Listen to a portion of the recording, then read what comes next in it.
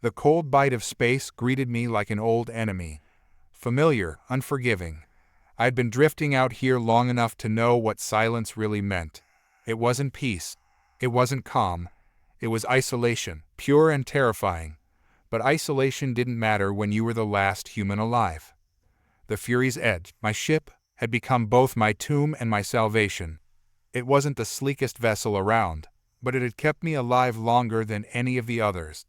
A marvel of human engineering, now the last thread tying me to a species that no longer existed. Or at least, I hadn't found anyone else alive. They called them the Zherk. In the galaxy's pecking order, they were the apex predators. A brutal empire that swallowed entire worlds whole, erasing civilizations from existence like wiping dust from a window. The Zherk had no need for diplomacy. Their language was annihilation, their currency was fear. And they'd destroyed Earth, wiped us clean from the stars without a second thought. The only reason I was still breathing, eating rehydrated meal packs, and watching the stars slip by from my command chair, was because I refused to let them win. Refused to give them the satisfaction of knowing they'd crushed humanity without resistance. The thing they never counted on? One lone human outsmarting their entire empire. But the Zherk weren't stupid.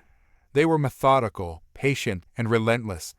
They knew I was out here somewhere, and they wanted me dead, badly. The ship's control panel flickered to life with a soft hum, pulling me out of my thoughts. I was deep in uncharted space now, avoiding the usual trade routes and heavily monitored sectors. Zherk patrols were thorough, but they couldn't be everywhere at once. Not in a galaxy this vast. A proximity alert sounded, the blip on my radar too close to ignore. My pulse quickened. Every encounter out here meant danger. The Zherk didn't play nice with survivors. I leaned forward, squinting at the display. The signal wasn't Zherk, though it was weaker, less refined. Maybe a derelict or some forgotten craft left to rot. Either way, it wasn't natural, and that meant I needed to check it out. "Let's see what we've got," I muttered to myself, setting a course toward the signal. The Fury's Edge groaned as its thrusters adjusted, carrying me through the dark expanse. Minutes ticked by, the distant stars growing closer, but the signal remained faint. It was erratic, fading in and out like it was damaged. Could be a trap. The Zherk were known for that, using fake distress signals to lure in stragglers. I'd almost fallen for it once, but that was early on. Now, I knew better. Still, something about this felt different. Not Zherk, not familiar. My ship drifted closer to the source. A large, hulking shape appeared on the view screen, an old freighter, heavily damaged, its hull breached in multiple places. No life signs detected. No lights, just cold metal floating through space like a ghost. "Better be worth it," I muttered, running a quick scan. Nothing unusual, just the freighter and some scattered debris. I debated whether I should board it. The smart move would be to leave it alone, stay safe, and move on. But if there were supplies on board, or better yet, data, it could be a game changer. Information on the Zherk's movements, maybe even a safe route through the galaxy. I couldn't afford to pass it up. Grabbing my helmet, I sealed it over my head and stepped into the airlock. The hiss of decompression filled the narrow space as I prepared for the short walk across. Outside the ship, space seemed even colder, even quieter. My boots magnetized to the surface as I made my way to the freighter's hull. The hatch was partially open, damaged by some kind of explosion. I pulled it aside and slipped into the dark interior. My suit's lights flickered to life, illuminating the empty corridors. There was a strange smell, a mix of burnt metal and something I couldn't quite place. Death, maybe. The deeper I went, the more I realized this ship hadn't just been abandoned, it had been attacked. There were scorch marks along the walls and debris scattered across the floor. Whatever had happened here, it had been violent and quick. I reached what looked like the bridge, the main control panel cracked and useless. But there was something else, a small terminal, still intact, though barely powered. I crouched down, fingers moving quickly to pry it open. The screen flickered, displaying lines of alien code. "Let's see what you're hiding," I whispered, connecting the terminal to my suit's interface. The code unraveled slowly, revealing a series of files, logs, mostly. It would take time to decrypt them fully, but I could skim enough to get an idea of what this ship was carrying. That's when I saw it. A name. One that sent a chill down my spine. Project Exodus. I paused, staring at the words as if they might disappear. Project Exodus was a name I hadn't heard in years, since before the Zherk invasion. It had been a top-secret initiative, the last-ditch effort to preserve humanity. But it was scrapped when the Zherk came too fast, too strong. No one had time to execute it. Or so I thought. My heart raced as I scanned further, decrypting as quickly as I could. The logs detailed fragments of what looked like escape plans. Humanity hadn't been wiped out completely. There were survivors, more than I thought. But they were scattered, hidden in deep space colonies, off the grid, and the Zherk were hunting them. This wasn't just some random freighter. It was a courier ship, carrying vital information about the survivors' locations. If the Zherk got their hands on this... I cursed under my breath.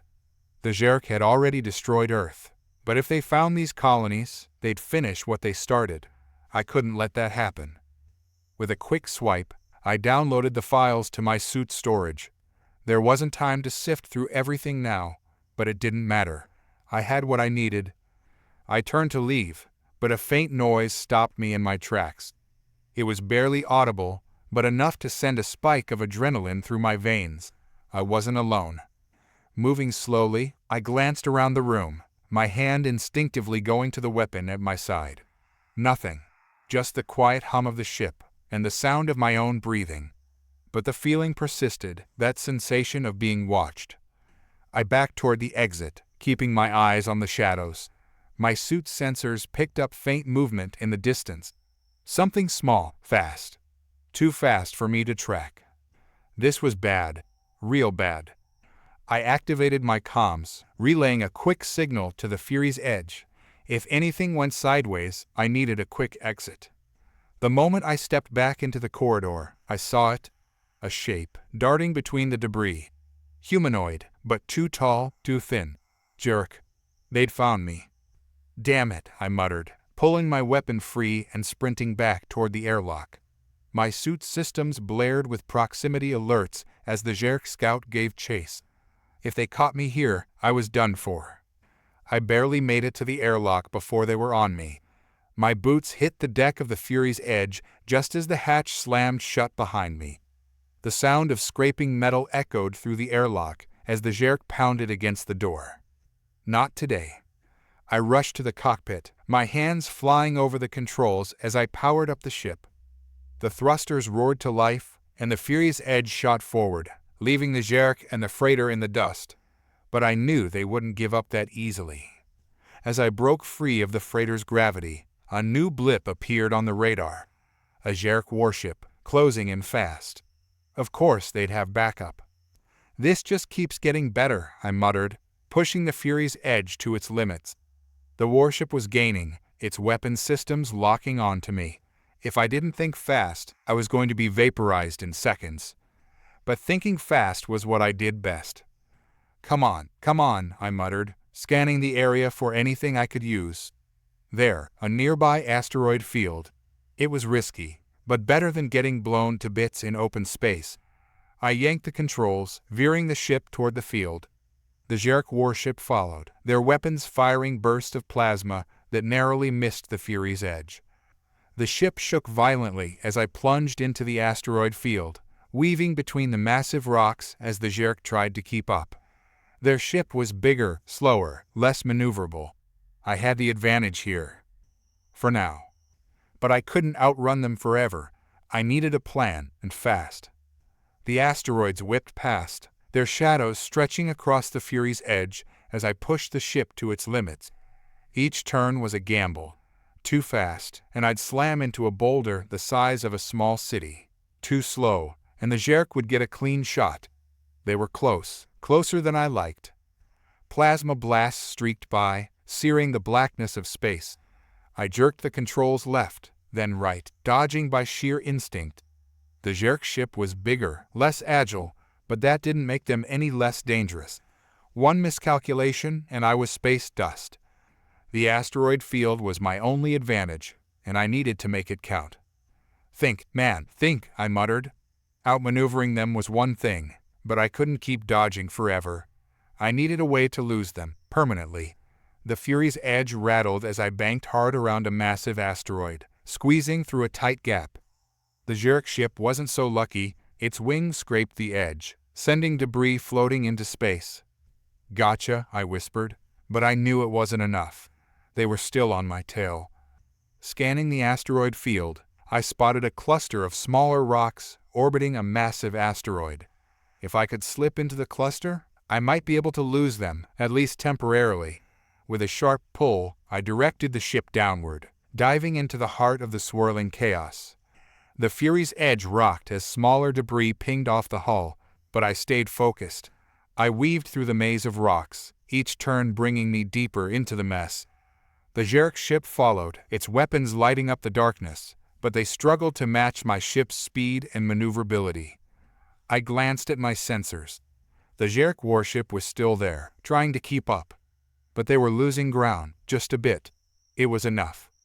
I took the opportunity to duck behind a particularly large asteroid, cutting the engines and drifting into its shadow. My hands tightened on the controls as the Zherk ship sped past, overshooting my position. They continued to search, scanning the area, but they had lost sight of me.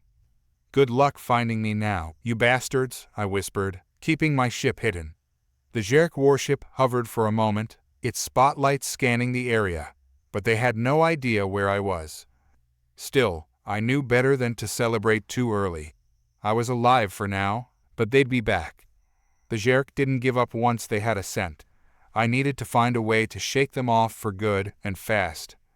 I checked the data I'd pulled from the freighter again. Project Exodus. The files were incomplete, fragmented, but what I could piece together painted a grim picture. There were coordinates for hidden colonies, backup supply routes, and escape plans for groups of survivors.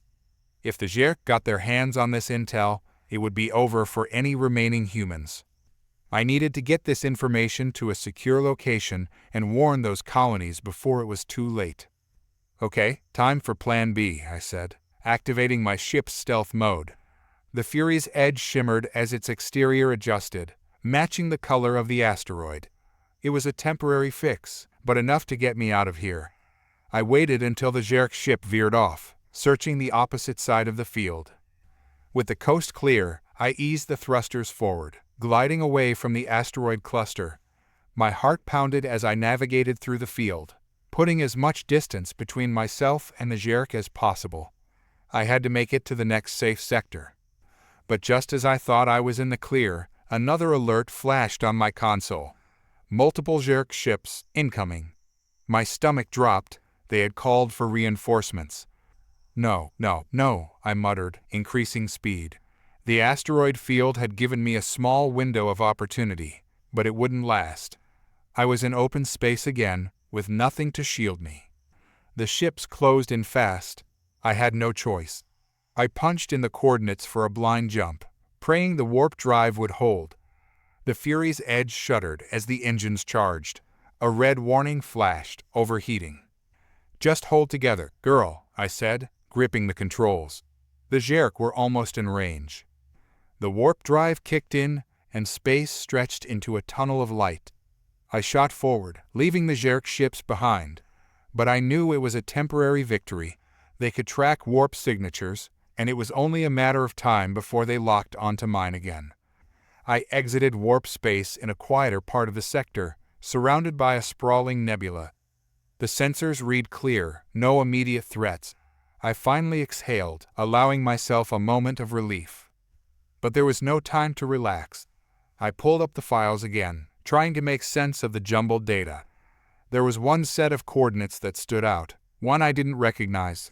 It was off any known charts, deep in uncharted space.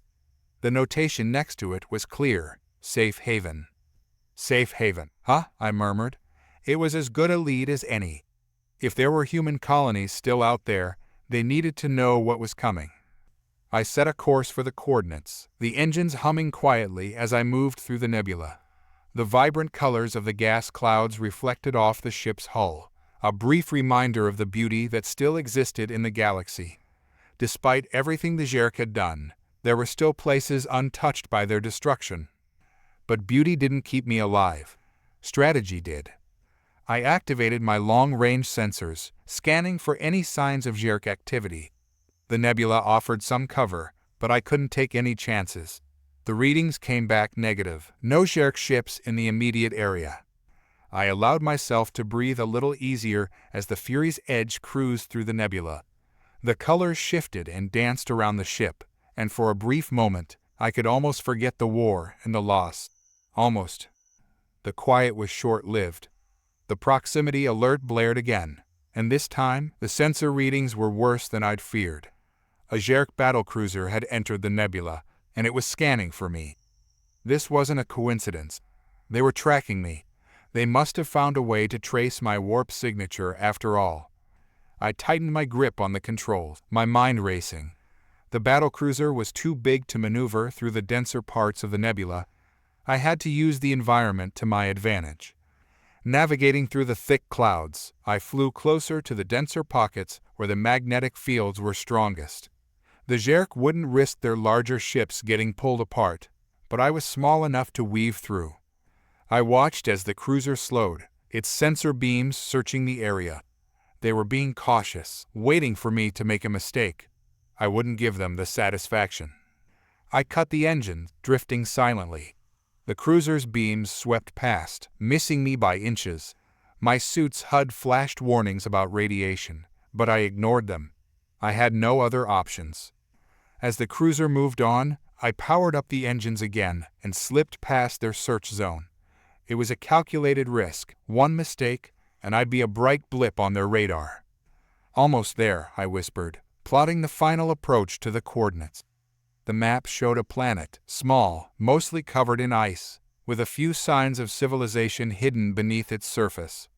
If this was the safe haven, it was the last place anyone would look. Perfect. I entered the atmosphere, the Fury's edge shuddering as the icy winds battered its hull. The sensors showed scattered human life signs, weak but present. I followed the coordinates down, setting the ship to hover mode as I approached a large glacier. A hidden entrance revealed itself, the ice parting as I activated the ship's beacon.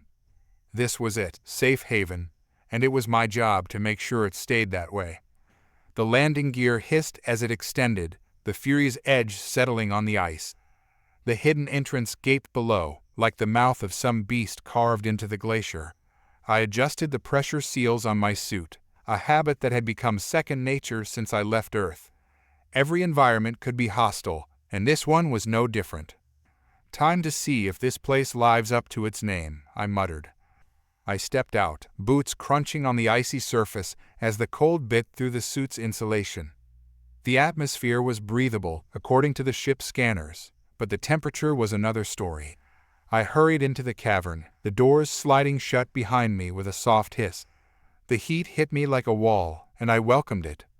The chamber beyond was dimly lit, the ice walls reflecting a soft blue glow.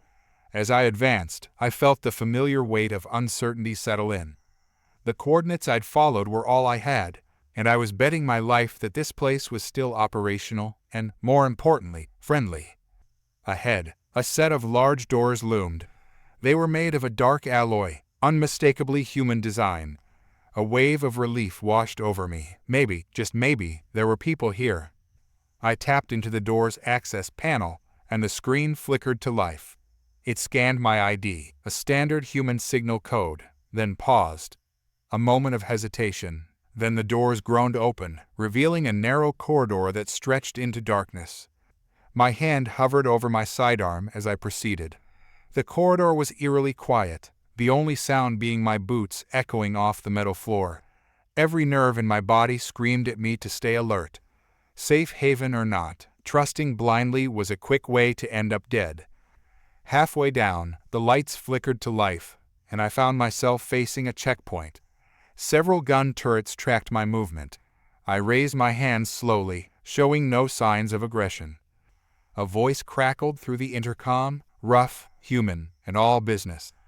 "Identify yourself." Name's Callum Drake. Lone survivor. I'm carrying intel about Jerk operations.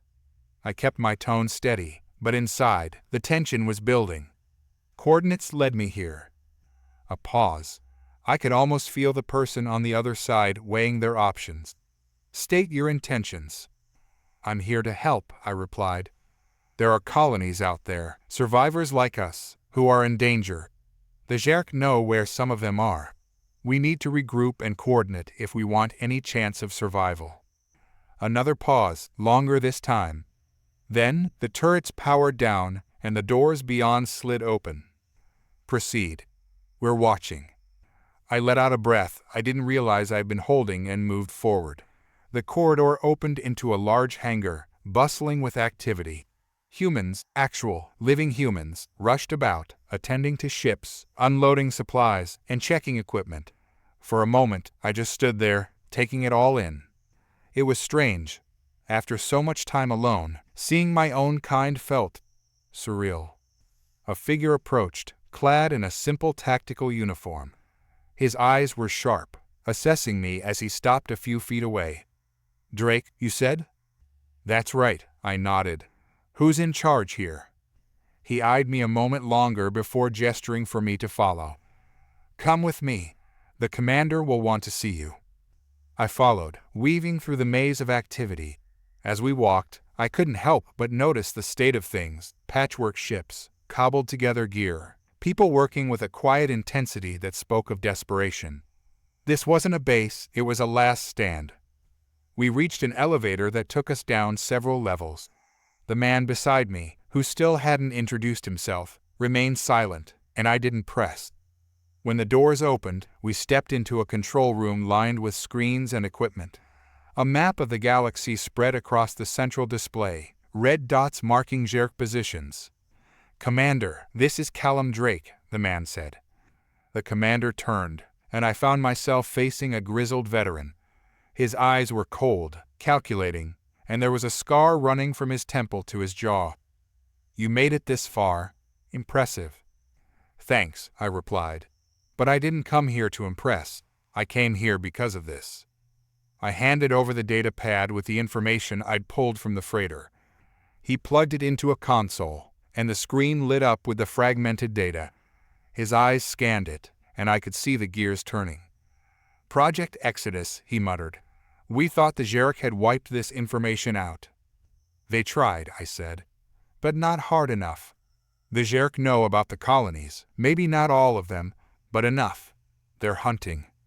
He stared at the screen for a long moment before nodding. Good work. This intel could buy us time, maybe even turn the tide if we play it right. The commander looked back at me. But there's a catch. We can't just warn the colonies. We need to mobilize, get them armed, and coordinated. Otherwise, it's just a matter of time before the Jerk wipe us out. I'm all for that, I said. But what's the plan? You've got ships and people here, but it doesn't look like you're ready for an all-out war. We aren't. His voice was grim. But we're getting there. The Jerk think they've broken humanity's back. They're wrong. A part of me wanted to believe him, but I'd seen what the Jerk were capable of. So, what's the next move? He glanced at one of his officers, who brought up another set of coordinates on the screen. There's a colony on Vega 9, one of the bigger ones. They have supplies, weapons, and ships. If we can unite with them, we'll have the start of a real resistance. I nodded. Sounds like a plan. But you're going to need a scout. Someone who can get in and out without drawing attention. The commander gave me a hard look. Think you're up for it? I grinned. I didn't come all this way to sit on the sidelines. Good. We'll get your ship prepped. You leave at first light. Later that night, I stood in the hangar, watching the techs refuel and rearm the Fury's Edge. The lights of the base cast long shadows across the floor, and the quiet buzz of activity filled the space. I couldn't sleep, not with everything running through my head. The commander's words echoed in my mind. We had a shot, but it was a long one. Drake. I turned to see the man from earlier. You've been cleared for departure. The supplies are loaded, and we've synced your nav with the coordinates. Thanks. You got a name? He smirked. James. If you make it back, maybe I'll tell you the rest. I laughed, the sound surprising even me. Fair enough. As I climbed back into the cockpit, I felt the weight of the mission settle over me. I'd found safe haven, but that was just the start. We needed allies, supplies, and a plan that didn't end with humanity's extinction. The engines hummed to life, and the Fury's edge lifted off the platform. I shot James a quick salute before pulling the ship up and out of the hangar. The ice planet faded below as I punched in the coordinates for Vega 9. All right, let's see if we can pull off the impossible, I said to myself as the warp drive engaged. Safe haven was just the beginning. The ship's console glowed in the dim light of the cockpit as I punched in the coordinates for Vega 9. The hum of the warp drive vibrated through the hull, a steady reminder that I was alone again. Outside, the stars stretched and blurred as the Fury's edge accelerated, leaving the icy safe haven far behind. I leaned back, trying to focus. The intel I delivered was a major win, but I couldn't shake the feeling that things were too quiet. The Zerk had been relentless so far, tracking my warp jumps, ambushing human colonies. Why hadn't they shown up at Safe Haven? Maybe they didn't know about it yet, or maybe they were waiting for a bigger target. Either way, it felt like I was walking into a trap. Stay sharp, Drake, I muttered. No one's coming to save you. The jump ended, and the stars snapped back into place. Vega 9's sun was a dim red dot on the horizon, barely illuminating the massive gas giant that the colony orbited. A ring of debris floated in the planet's gravity, while old satellites, ruined ships, and whatever else the Zerk had left behind when they'd attacked. I activated the ship's scanner, searching for signs of life. The screen flickered for a moment before lighting up with scattered pings, dozens of human signatures. Relief washed over me, but I knew better than to get comfortable. I set the ship to a low approach, staying close to the debris ring for cover. The colony came into view, a collection of habitats clustered together, connected by thin corridors and support struts. It was battered but functional, the scars of Zerk attacks still visible. As I drew closer, I noticed the defensive platforms positioned around the perimeter, bristling with weaponry. Good. At least they were prepared for trouble. I sent out a standard human signal, hoping for a response. A few seconds later, the console beeped. An encrypted message appeared on the screen. Unidentified vessel, state your intentions. I typed back, name, Callum Drake. Ally from Safe Haven. Carrying critical intel and request for coordination. There was a long pause. My fingers hovered over the controls, ready to punch it if things went south. Finally, the console lit up again. Proceed to Docking Bay 3. Security protocols engaged. I guided the Fury's edge toward the bay, watching as the colony's defenses shifted to track me. I couldn't blame them for being cautious. With the Zerk lurking out there, trust was in short supply. The ship touched down, the docking clamps securing it in place. I went through my gear one last time, sidearm, data pad, and a small stash of emergency rations. The doors hissed open, and I stepped into the airlock, waiting as the atmosphere cycled. The colony's artificial gravity felt heavier than the Safe Haven's, pulling me down as I adjusted my stance. The inner doors opened, revealing a group of armed men waiting for me. Their uniforms were a mishmash of old Earth military and scavenged gear, but they carried themselves like soldiers. The leader stepped forward, eyes narrowing as he assessed me. Callum Drake, he asked, his voice low and cautious. That's right. You must be the welcoming committee. He didn't smile. Commander Malik wants to see you. Hand over your weapons first. I hesitated for a moment, but knew the drill. No one trusted a stranger with a gun, and I was no exception. I handed over my sidearm, and they patted me down before signaling me to follow. The hallways were tight, the walls lined with cables and exposed pipes. The air had a metallic tang, probably from recycled systems straining to keep the place running. We reached a command center, similar to the one at Safe Haven but smaller, more cramped. Screens lined the walls, displaying readouts of the surrounding area. A tall, dark-skinned man with a scar running down his cheek stood in the center, barking orders. His eyes locked onto mine as I entered. "Drake, right? Commander Malik." I nodded. "That's me. I'm here from Safe Haven. We've got intel, and we need your help." He gestured to a chair. "Sit. Tell me everything." I relayed the details, what I'd found on the freighter, the Zherk's movements, and the intel the Safe Haven commander had shared with me. Malik listened, his face a mask of concentration.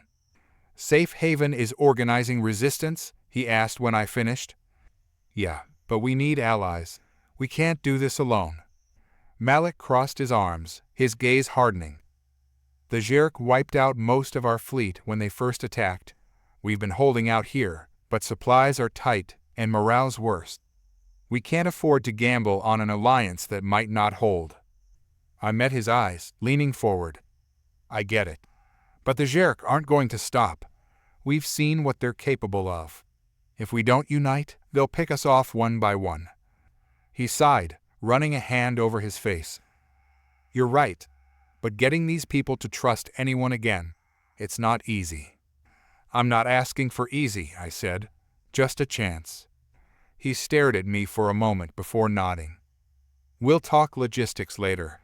First, I want you to see the situation here for yourself." Malik and I walked through the colony, the weight of the place settling over me.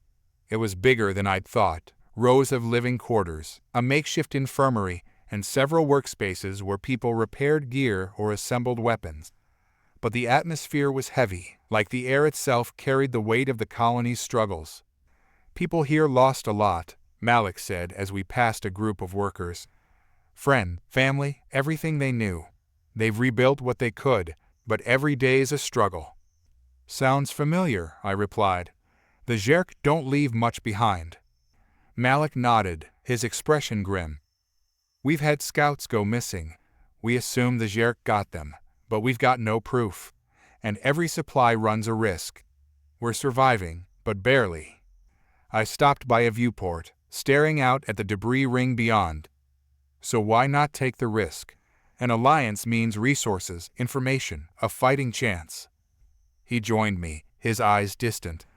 "I've been burned before. Too many promises, not enough action. But—" He paused, looking at me directly. "You've come this far, and if what you say is true, we can't ignore it." I nodded. "Give me a chance to prove it." He stared at me a moment longer, then extended a hand. "All right, but you'll need to earn their trust. Prove you're one of us." I clasped his hand. "Deal." Over the next few days, I worked alongside the colony's people, repairing systems, scouting the outer perimeter, and joining Malik on a supply run to the debris field. Slowly, they started to open up, nodding and greeting, offering small smiles. Trust didn't come easy, but I was willing to earn it. But as the days passed, the feeling of unease grew stronger. The Zherk had to know we were here. It was only a matter of time before they made their move. The days in Vega 9 blurred together as I worked alongside the colony's residents. The daily grind of fixing systems, reinforcing defenses, and gathering intel kept my mind occupied. But beneath it all, I could feel the tension mounting. With every passing hour, the Zherk's shadow loomed closer, and the specter of another attack felt inevitable. One afternoon, while I was helping repair a communications relay, a voice interrupted my focus. "You're getting good at this," said a tall, wiry guy named Sam, a fellow mechanic with an easy grin and a penchant for sarcasm. "Just trying to keep my head down," I replied, tightening a bolt. "Don't want to be the first to screw up when the Zherk decide to show up." Sam laughed, shaking his head. "You worry too much. You're not just a mechanic anymore. You're the hero from Safe Haven now. Got all the buzz around here." "Hero?" I scoffed, wiping my forehead. "I'm just a guy trying to help out. No titles needed." He shrugged, leaning against the wall. "Maybe, but you've already done more than most. The way you laid out the Zherk strategy, you got Malik thinking again. We need that." My stomach twisted at the thought. Malik was still grappling with the idea of collaboration, and I could sense the hesitance in the air. Yeah, well, thinking isn't enough. We need action. Sam nodded, the grin fading from his face. True, but Malik's got his reasons. We all lost people. Trust takes time. I paused, the weight of that statement settling in. Trust. It was a fragile thing in these times, easily broken and hard to rebuild. I understood Malik's caution, but we didn't have the luxury of time. Every day spent waiting felt like another day the Zherk could destroy what remained of humanity. After finishing the relay, I headed to the command center. The room was filled with the hum of machinery and the flickering lights of the screens. Malik was poring over maps and intel, his brow furrowed deep in concentration. I could see he was working hard to plot our next move, but it was clear that fear was driving his decisions. Malik, I said, stepping forward, we need to talk. He looked up, his eyes weary but alert. What is it? We can't keep waiting. The Zherk aren't going to sit idly by while we make plans. We need to show we're united. Rally the other colonies, send scouts out. Something to let them know we're ready to fight back. Malik leaned back in his chair, crossing his arms. You think they'll just jump on board because you say so? I think they're tired of living in fear. They want to fight. They need hope, and we can give it to them. But first, we have to act. He paused, considering my words. I could see the conflict in his eyes. The risk of failure weighed heavily on him. It's not just about hope, Callum. If we draw attention, we put everyone here at risk. And if the Zherk catch wind of our plans, I cut him off. Then we're already dead. They won't wait for us to gather forces. They'll strike first.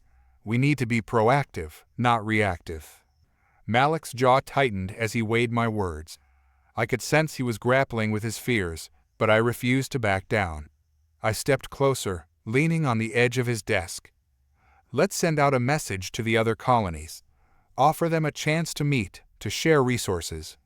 We can't wait for the Zherk to decide our fate. Finally, he nodded slowly. All right, but we do this carefully. We can't afford to lose more people. Agreed. I'll help however I can. The next few days were a whirlwind of activity.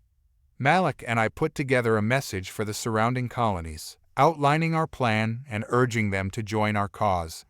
It wasn't just a request for support, it was a rallying cry. We organized a meeting point in the debris field, a neutral zone where we could discuss strategies without risking our bases. As we prepared, I noticed a change in the atmosphere of Vega 9. People were beginning to believe in the possibility of action. Whispers of unity filled the air, and I caught glimpses of hope sparking in weary eyes. Even Sam seemed more animated as he rallied his fellow mechanics, convincing them to reinforce our defenses for the impending meeting. The day of the meeting arrived, and I stood at the edge of the colony's docking bay, scanning the horizon for incoming ships. The debris field glimmered in the weak sunlight, a stark reminder of what we were fighting against. I felt a mix of excitement and anxiety churning in my stomach.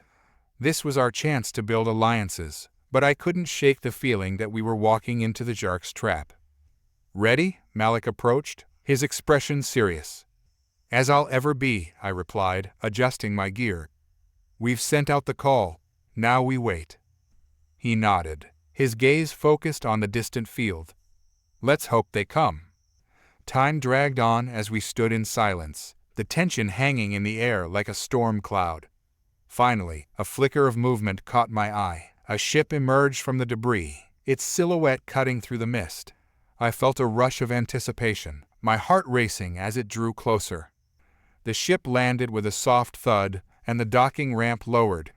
A group of people disembarked, led by a tall woman with striking red hair and an air of authority. She scanned the area before her gaze settled on Malik and me.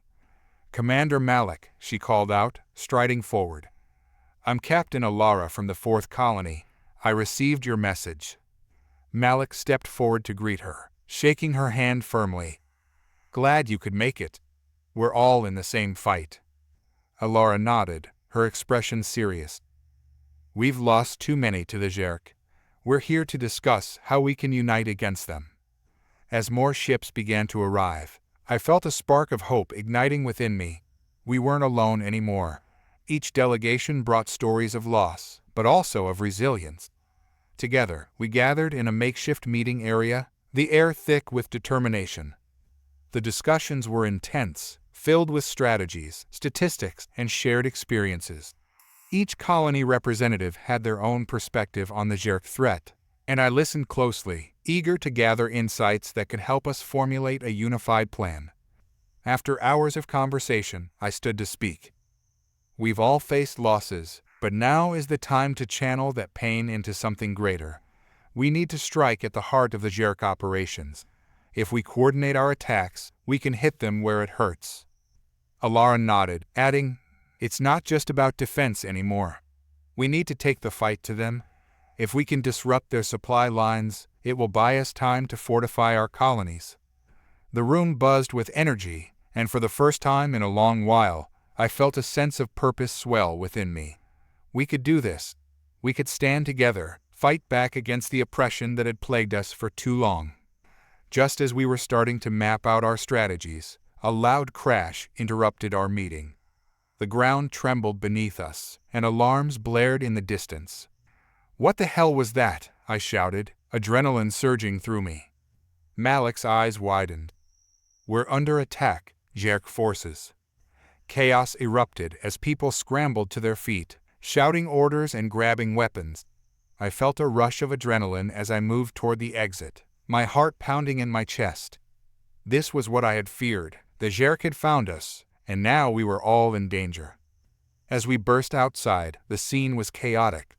Zerg ships filled the sky, their sleek forms darting in and out of the clouds, firing beams of energy that struck the ground around us. People were running for cover, but I pushed through the crowd, my instincts kicking in. I needed to help coordinate the defense. "Malik, Alara," I shouted, my voice cutting through the chaos. "We need to organize our forces, get everyone to their posts." I could see Malik rallying the colonists, his voice booming as he shouted commands. Alara moved with purpose, directing her people to set up defensive positions. I joined them, adrenaline coursing through my veins as I fell into the rhythm of the fight. "We have to hold them off until everyone can regroup," I called out, my voice steady despite the panic swirling around us. "We need to focus fire on the lead ships." The ground shook again as another explosion rocked the area, sending debris flying. I ducked instinctively, adrenaline fueling my movements as I navigated the chaos. The Zerg weren't just here to probe our defenses, they were intent on destruction. I spotted a group of colonists struggling to move a heavy barricade into position. "Get that barricade up. We need cover," I shouted, running over to help.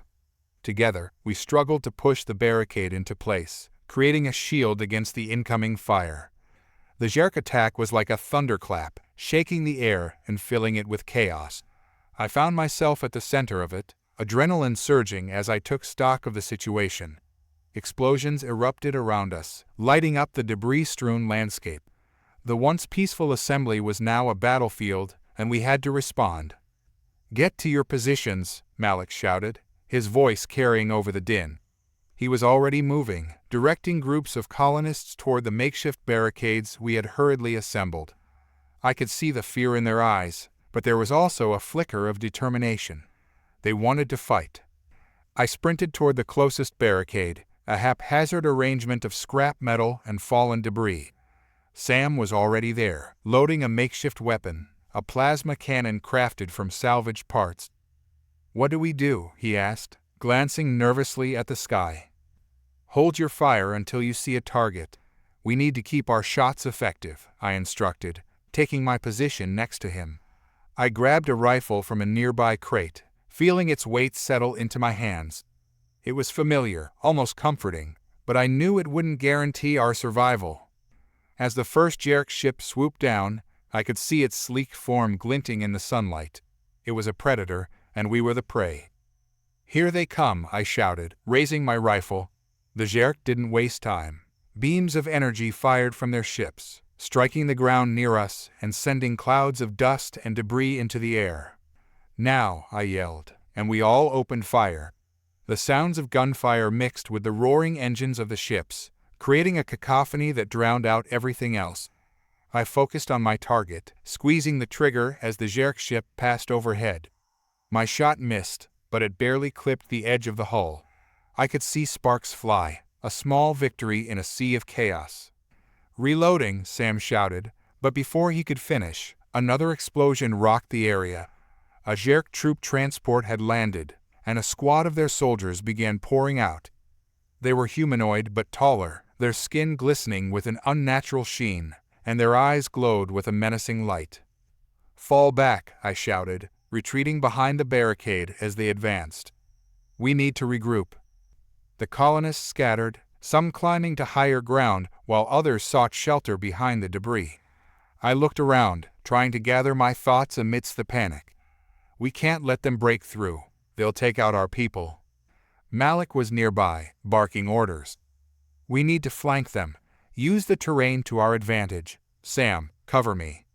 Sam nodded, and I moved to follow Malik, staying low as we navigated the wreckage.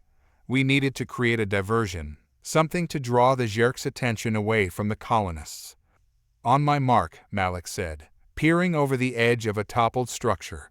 I could see the Zerk soldiers moving in formation, their weapons raised as they searched for targets. 3, 2, 1, now. We opened fire, aiming for the lead Zerk soldier. The sound of plasma bolts crackling in the air felt like a heartbeat, quick, vital. The Zerk soldier staggered back, and the others turned, their focus shifting toward us. "Move, move," Malik shouted, and we dashed to a nearby mound of debris, using it for cover. I could see Sam firing from our previous position, trying to hold off the advancing troops. "Callum, get back," Sam yelled, his voice strained. I turned just in time to see a Zerk soldier aiming at him. Without thinking, I raised my rifle and fired, my shot hitting the soldier squarely in the chest. It collapsed, and I felt a rush of relief. "Nice shot," Sam called, but there was no time to celebrate. The Zerk were regrouping, and they wouldn't stay distracted for long. "Malik, we need a plan," I said, catching my breath. The situation was rapidly deteriorating, and we had to act decisively. "What's our next move?" Malik was scanning the battlefield, his mind racing. "We need to take out their transport. If we can stop them from bringing in more troops, we might just hold them off long enough for the civilians to evacuate." I nodded, adrenaline surging again. I saw a cache of explosives back by the old hangar. If we can reach it, we can rig something up to blow that transport sky high. "All right, let's make it quick.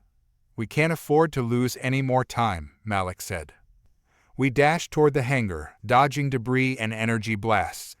The sounds of battle surrounded us, a chaotic orchestra of survival. I could see more Zerk soldiers moving in, but their attention was focused on the colonists, giving us a brief window of opportunity. As we reached the hangar, I spotted the cache of explosives piled in one corner, the stark orange of the detonators standing out against the dull gray metal. "There it is," I shouted, rushing toward it. Malik was right behind me, scanning the area for threats. "Grab as many as you can," Malik urged, pulling one from the pile. I followed suit, stuffing the detonators into a bag. Just as we turned to leave, a loud crash echoed through the hangar. A Zerk soldier burst through the doorway, weapon raised. "Get down," I yelled, instinct kicking in. I dove to the side, narrowly avoiding the energy blast that exploded against the wall behind me. Malik fired, hitting the soldier in the shoulder, but it didn't go down. "Move," I shouted, scrambling to my feet as Malik continued to fire. I launched myself at the soldier, tackling it to the ground. We rolled across the floor, and I could feel its strength, the way it struggled against me. I was no match for its physical power, but I had to hold it down. With a swift motion, I pulled my knife from my belt and thrust it into the soldier's side. It let out a guttural roar, and I felt its body go limp beneath me. I pushed myself up, my heart racing. "We need to go, now." Malik nodded, urgency clear in his eyes. "Let's get to the transport." We hurried back outside, the chaos still raging around us. The Zerk transport loomed in the distance, a massive ship with its ramp lowered, allowing more soldiers to pour into the fray. "Let's set the explosives," I said, trying to stay focused. "We can rig them to the transport's engines, if we can get close enough." "Cover me," Malik said, moving toward the transport. I raised my rifle, scanning the area for threats as he approached the massive ship. The Zerk were busy engaging the colonists, but I knew it wouldn't last. "Now's our chance," I shouted, keeping an eye on Malik. He reached the transport, placing the explosives near the engines. Suddenly, a Zerk soldier spotted him and charged, weapon raised. "Malik!" I yelled, but it was too late. The soldier tackled him to the ground, pinning him down. Without hesitation, I took aim and fired. My shot hit the soldier in the side, causing it to stagger back. Malik scrambled to his feet, but more Zerk soldiers were closing in. "Detonate it," Malik shouted, pulling out the remote trigger he'd kept secured. He pressed the button just as I took cover behind a nearby rock formation. The ground shook beneath us as the explosives detonated, sending a shockwave through the air. The transport erupted into flames, the force of the explosion sending Zerk soldiers flying. The sight was exhilarating, and I felt a rush of triumph. But we didn't have time to celebrate. "We need to retreat," I yelled, scanning the area for survivors. The colonists were still engaged, and I could see fear in their eyes as the remaining Zerk soldiers rallied. "Fall back to the rendezvous point," Malik ordered, moving toward the colonists. "Everyone, move." I followed closely, adrenaline keeping my pace steady as we maneuvered through the wreckage. The air was thick with smoke, and the sounds of battle echoed around us. I focused on the colonists, making sure they were getting to safety. As we reached the rendezvous point, I turned to catch my breath. The adrenaline was fading, replaced by a profound exhaustion. I could see the faces of the colonists, fear and determination etched into their features. "Is everyone here?" Malik called, checking in with the group. "We need to regroup and assess our losses." "Some didn't make it," I said, my heart heavy. It was a brutal reality. The Zerk had taken lives today, and I couldn't shake the feeling of guilt settling in my chest. "Then we fight harder," Malik replied, his voice steady. "We've shown them that we're not afraid. We're still standing, and we'll continue to fight back." The words hung in the air, a mixture of resolve and sorrow.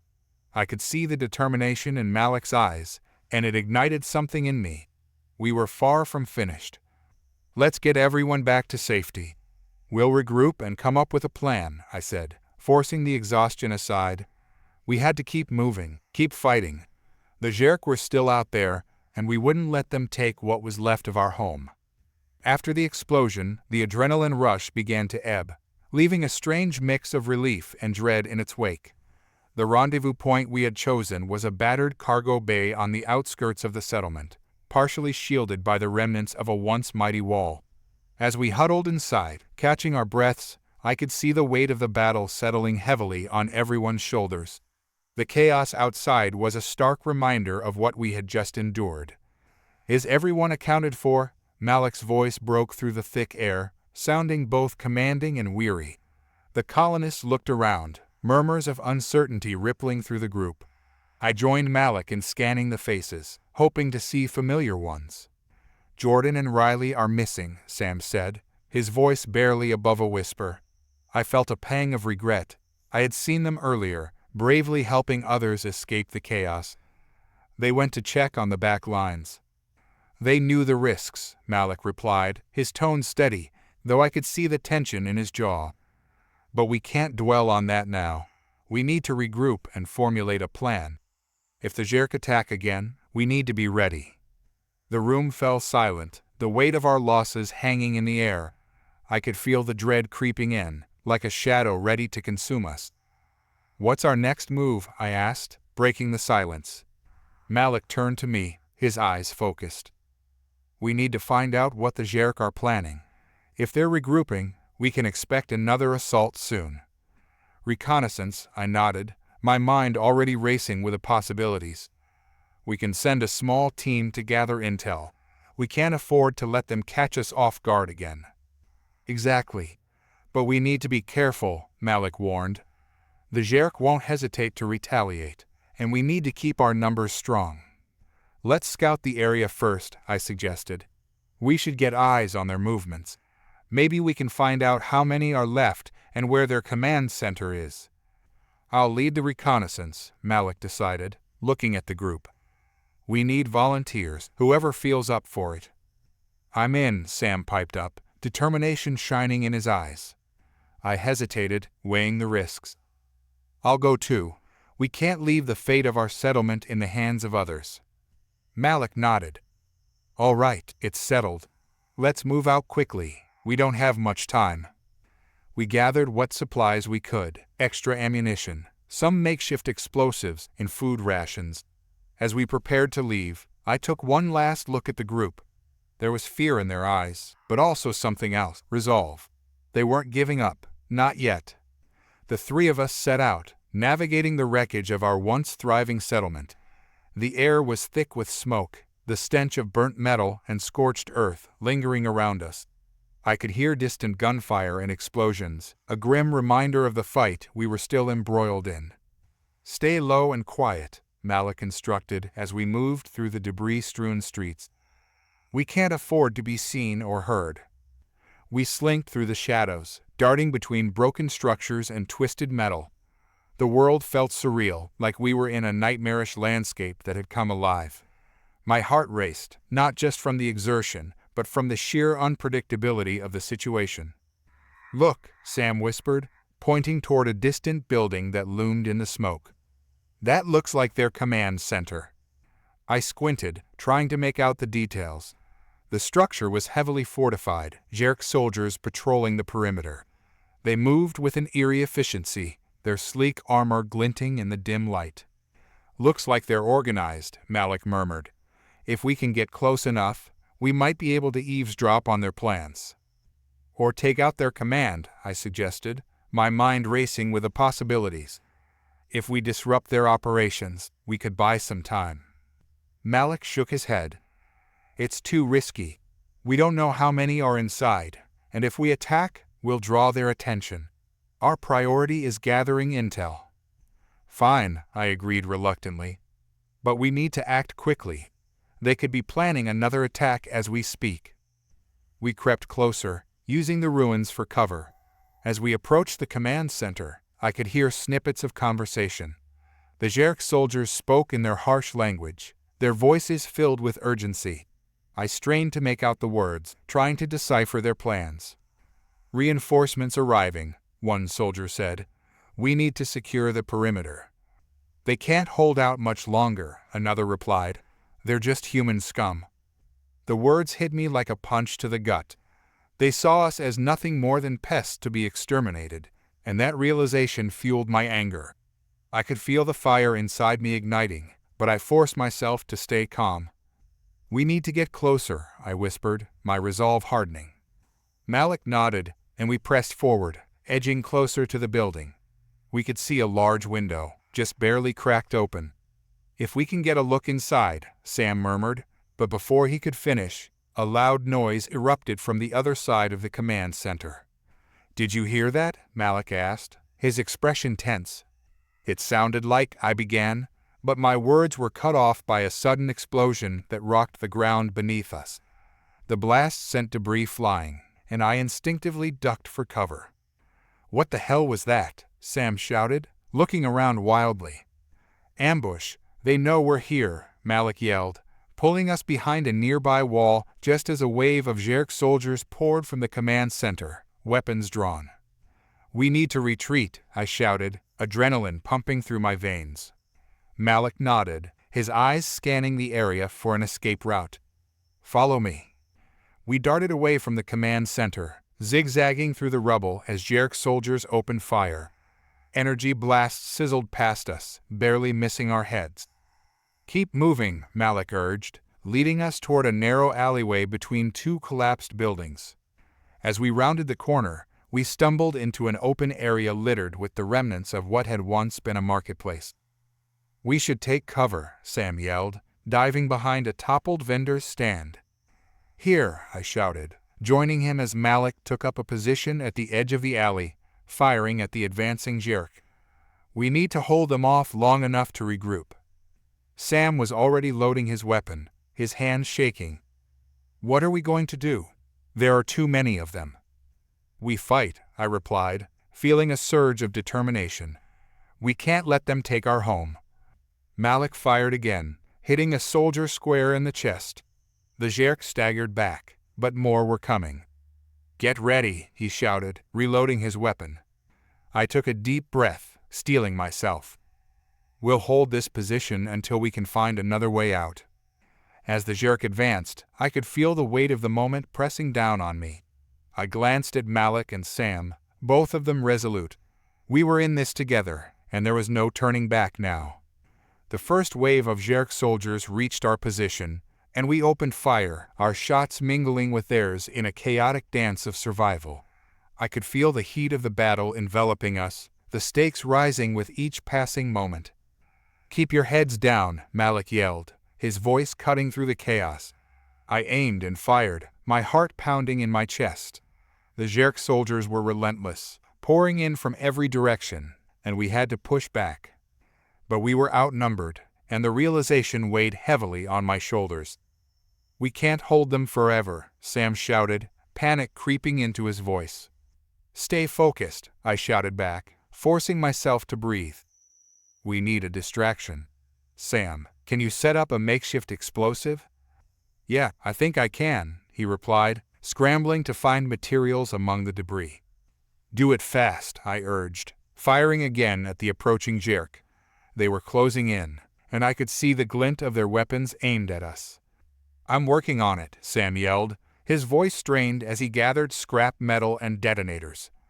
Malik, cover me, I shouted, peering over the edge of the vendor's stand. I could see the jerk regrouping, preparing for a final push. Got it, Malik replied, taking aim. Just make it quick. With my heart racing, I moved closer to Sam, watching as he pieced together the explosive. Hurry up, I urged, the sounds of battle drowning out everything else. I'm almost done, Sam called, his hands trembling as he secured the last part. Just a few more seconds. I glanced back at Malik, who was holding his ground against the advancing soldiers.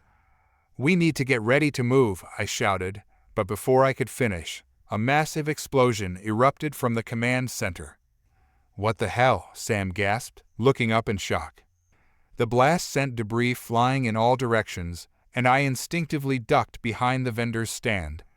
The shockwave knocked me off my feet, and I could hear Malik yelling, his voice distant in the chaos. Get up! We have to move, Malik shouted, pulling me to my feet. Sam, I yelled, scanning the area for him. I'm here, he called back, his voice shaky. He had managed to stand, holding the makeshift explosive in his hands. What do we do now? We use it, I shouted, urgency pushing me forward. We throw it toward the jerk. Okay, Sam nodded, gripping the explosive tightly. On my mark, I instructed, my heart racing as I steadied myself. 3, 2, 1, now. Sam hurled the explosive toward the approaching jerk soldiers, and the moment it landed, a blinding flash erupted. The shockwave knocked several jerk off their feet, and I seized the opportunity. Now, move, I shouted, sprinting toward the gap in their lines. Malik and Sam followed close behind, weaving through the chaos as the jerk regrouped. I could feel the heat of the blast on my back, the adrenaline coursing through my veins. We sprinted into the narrow alley, the sounds of the battle fading behind us. Where to now? Sam gasped, his breath coming in ragged bursts. Follow me, Malik shouted, leading us deeper into the maze of rubble. We darted around corners, our hearts racing as we pushed forward. I could hear the jerk soldiers regrouping, their shouts echoing through the debris.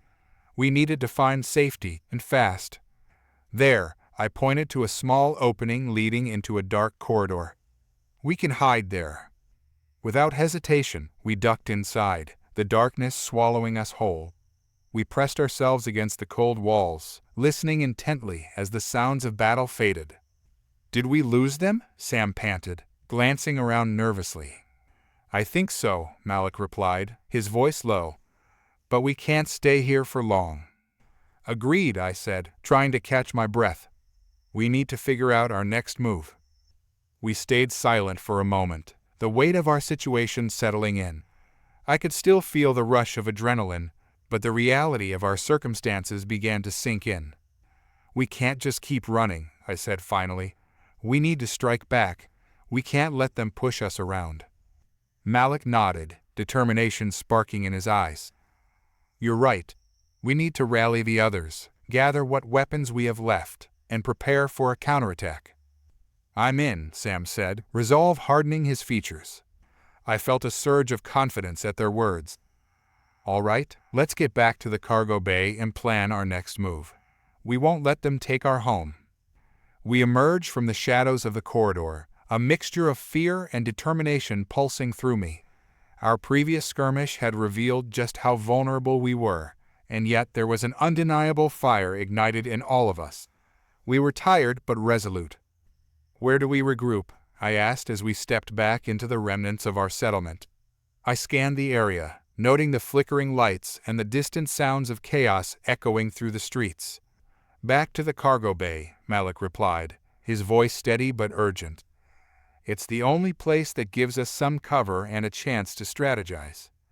As we hurried through the wreckage, I couldn't help but feel the weight of what had just happened. We'd narrowly escaped, but for how long? The Zherk were relentless. Each explosion that rattled the ground beneath us was a stark reminder that our time was limited. Do you think the others are okay? Sam asked. Worry etched on his face. They have to be, I reassured him, even as doubt gnawed at the edges of my mind. We'll find them. We picked up our pace, moving carefully through the rubble. The remnants of our once vibrant community lay scattered around us, and each step felt like a step into a grave. I had to remind myself that we were still here, still fighting. When we reached the cargo bay, it was a hive of activity. Survivors were moving supplies, tending to the wounded, and sharing hushed conversations about what had just transpired. The air was charged with anxiety and hope. Malik, a voice called out. It was Janet, one of the leaders of the community. She rushed over, her face pale but her posture firm. We heard the explosion. What happened? We were ambushed, Malik replied, glancing around to ensure everyone was out of earshot. But we got some intel on their movements. They're regrouping, and we need to act fast. Janet nodded, her brow furrowing as she processed the information. How many did you see? Do you think they'll attack again? Hard to say, I interjected. But it's clear they're organized. We need to prepare for another assault, maybe even launch a counterattack if we can rally the others. Let's gather everyone and share what we know, Janet said, her voice gaining strength. We have to come together if we want to survive this. Malik and I exchanged glances. Agreed, he said. But we need to keep our numbers in check. We can't afford to lose anyone else. As we gathered the remaining survivors, I could feel a sense of urgency building. Each person's face told a story of loss and resilience, and it reminded me why we were fighting. We were not just defending our lives, we were fighting for the memory of those we had lost. Listen up, Janet called out as we assembled. We've just had a close call. The Zherk are not backing down. We need to come up with a solid plan to protect our community and hit back where it hurts. There was a murmur of agreement, but I could see the fear in their eyes. How do we even know where to strike? One of the survivors asked, his voice trembling. They could have more reinforcements waiting for us. That's why we need to scout them out, Malik said, stepping forward. We can't charge in blind. We need to know their numbers, their positions, and if they have a command center we can target. I can lead a team, I offered, the words spilling out before I could second-guess myself. If we can get eyes on them, we can formulate a better plan. We'll need to be smart about this, Janet cautioned. We can't afford to lose anyone else. Then let's use the night to our advantage, Malik suggested. We can move under the cover of darkness, when the Zherk are less likely to notice us. Agreed, I replied, glancing at the others. We need volunteers for the scouting team. If we're going to make this work, we have to trust each other. A few hands went up hesitantly, and I felt a surge of gratitude for the bravery of those around me. Even in the face of overwhelming odds, they were willing to stand up and fight. "All right," I said, taking a deep breath. "Let's finalize our team and prepare for tonight. We'll need supplies and weapons." The meeting broke into smaller groups as people started to gather their gear. I moved through the crowd, offering encouragement where I could. Everyone was on edge, but I could see sparks of determination flickering in their eyes. As the sun began to set, casting long shadows over the settlement, we assembled our scouting team. It consisted of Malik, Sam, and a few others, Janet included, determined to stay by our side. "Stay focused and stay low," I instructed, ensuring everyone understood the stakes. "Our mission is to gather intel, not engage. We're not here to prove anything." We set out as twilight deepened, the remnants of our world silhouetted against the darkening sky. The air was thick with anticipation, and I could feel the weight of what lay ahead pressing down on me. As we navigated through the wreckage, my mind raced with possibilities. What would we find? How many Zerk were out there? "Keep your eyes open," Malik whispered as we approached the edge of what had once been the town square. The area was eerily quiet, the usual sounds of life replaced by an unsettling silence. "Do you see anything?" I asked, scanning the area. "Not yet," Malik replied, his eyes narrowed. "But they could be waiting for us." We moved closer to the remains of the command center, the air growing heavier with tension. I could see the outlines of Zerk soldiers in the distance, their armor glinting in the fading light. "There's more than I expected," Sam muttered, glancing nervously at me. "We have to get a better look," I said, leading the way behind a crumbled wall. From our vantage point, we could see the Zerk gathering, their numbers larger than I had anticipated. "What do you think they're doing?" Janet asked, her voice barely above a whisper. "Looks like they're preparing for something," I replied, watching as they moved with precision. "We need to get closer, but cautiously." "Are you sure about this?" Sam asked, concern etched on his face. "We have to," I said firmly. "If we don't know what they're planning, we're putting ourselves at even greater risk." As we edged closer, I could hear snippets of their conversation, their harsh tones cutting through the stillness. "Reinforcements from the east," one soldier said. "We can crush the humans tonight." "No more delays." "We end this now," another replied, a cold edge to their voice. A chill ran down my spine at their words. They were planning an all-out assault, and we needed to act fast. "Do you hear that?" Janet asked, her eyes wide with fear. I nodded, my mind racing. "We have to warn the others." As we turned to retreat, a sudden sound pierced the air, a warning klaxon from the Zerk command center. "They're onto us," Malik shouted. "Run," I yelled, adrenaline flooding my veins. We sprinted away from the command center, the sound of Zerk soldiers shouting behind us. I could feel my heart pounding in my chest, the weight of our mission pressing heavily on me. "Where do we go?" Sam gasped, glancing over his shoulder. "Back to the cargo bay," I shouted, leading the way through the winding streets. We needed to regroup and come up with a plan. We dashed through the ruins, dodging debris and scrambling over obstacles as the sounds of pursuit grew closer. The Zerk were relentless, and I could hear their footsteps pounding behind us. "Faster," I urged, pushing myself to run harder. As we neared the cargo bay, a sudden explosion erupted behind us, sending a shockwave through the ground. I stumbled, barely managing to catch myself.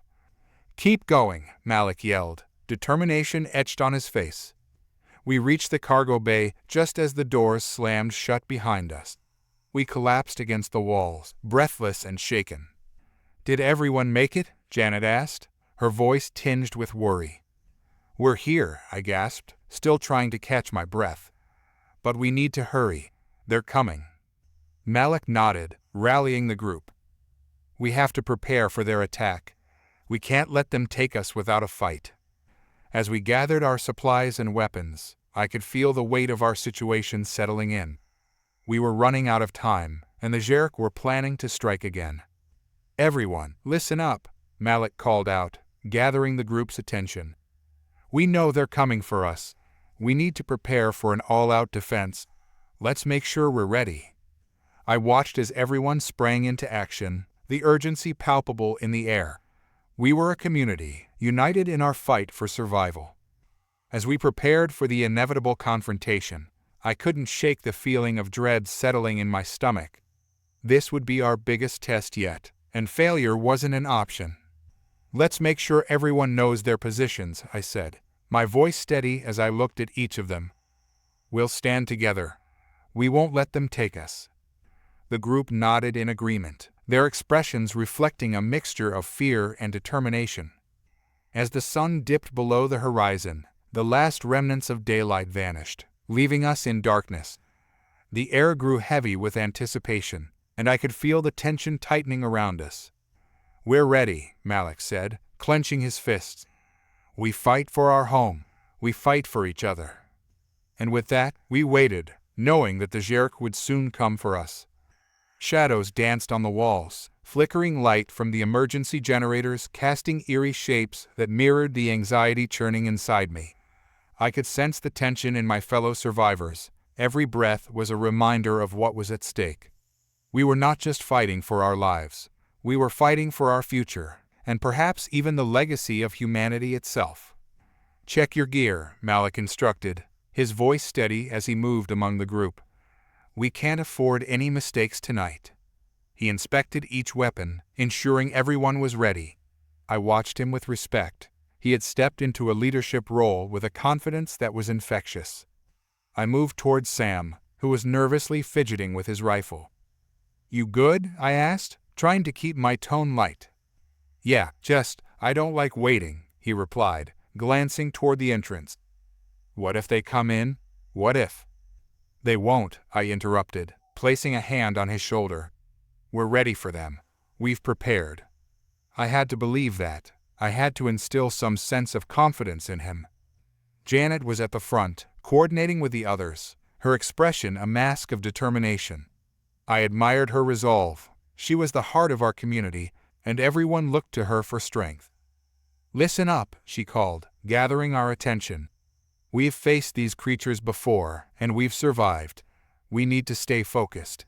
Stick to the plan, and we'll make it through." I felt a surge of pride listening to her. She understood the gravity of our situation, but also recognized the strength in unity. "We stand together," I murmured, more to myself than anyone else. The minutes crawled by, each tick of the clock echoing in the stillness. I could hear the distant rumble of Zherk forces gathering, their voices harsh and grating as they prepared to unleash chaos upon us. "Keep your eyes sharp," Malik said, moving to the front line, positioning himself next to Janet. "They'll likely try to breach the cargo bay doors first. We need to hold them off and push them back." I took my place beside Malik, heart racing. "What's our fallback plan if they get through?"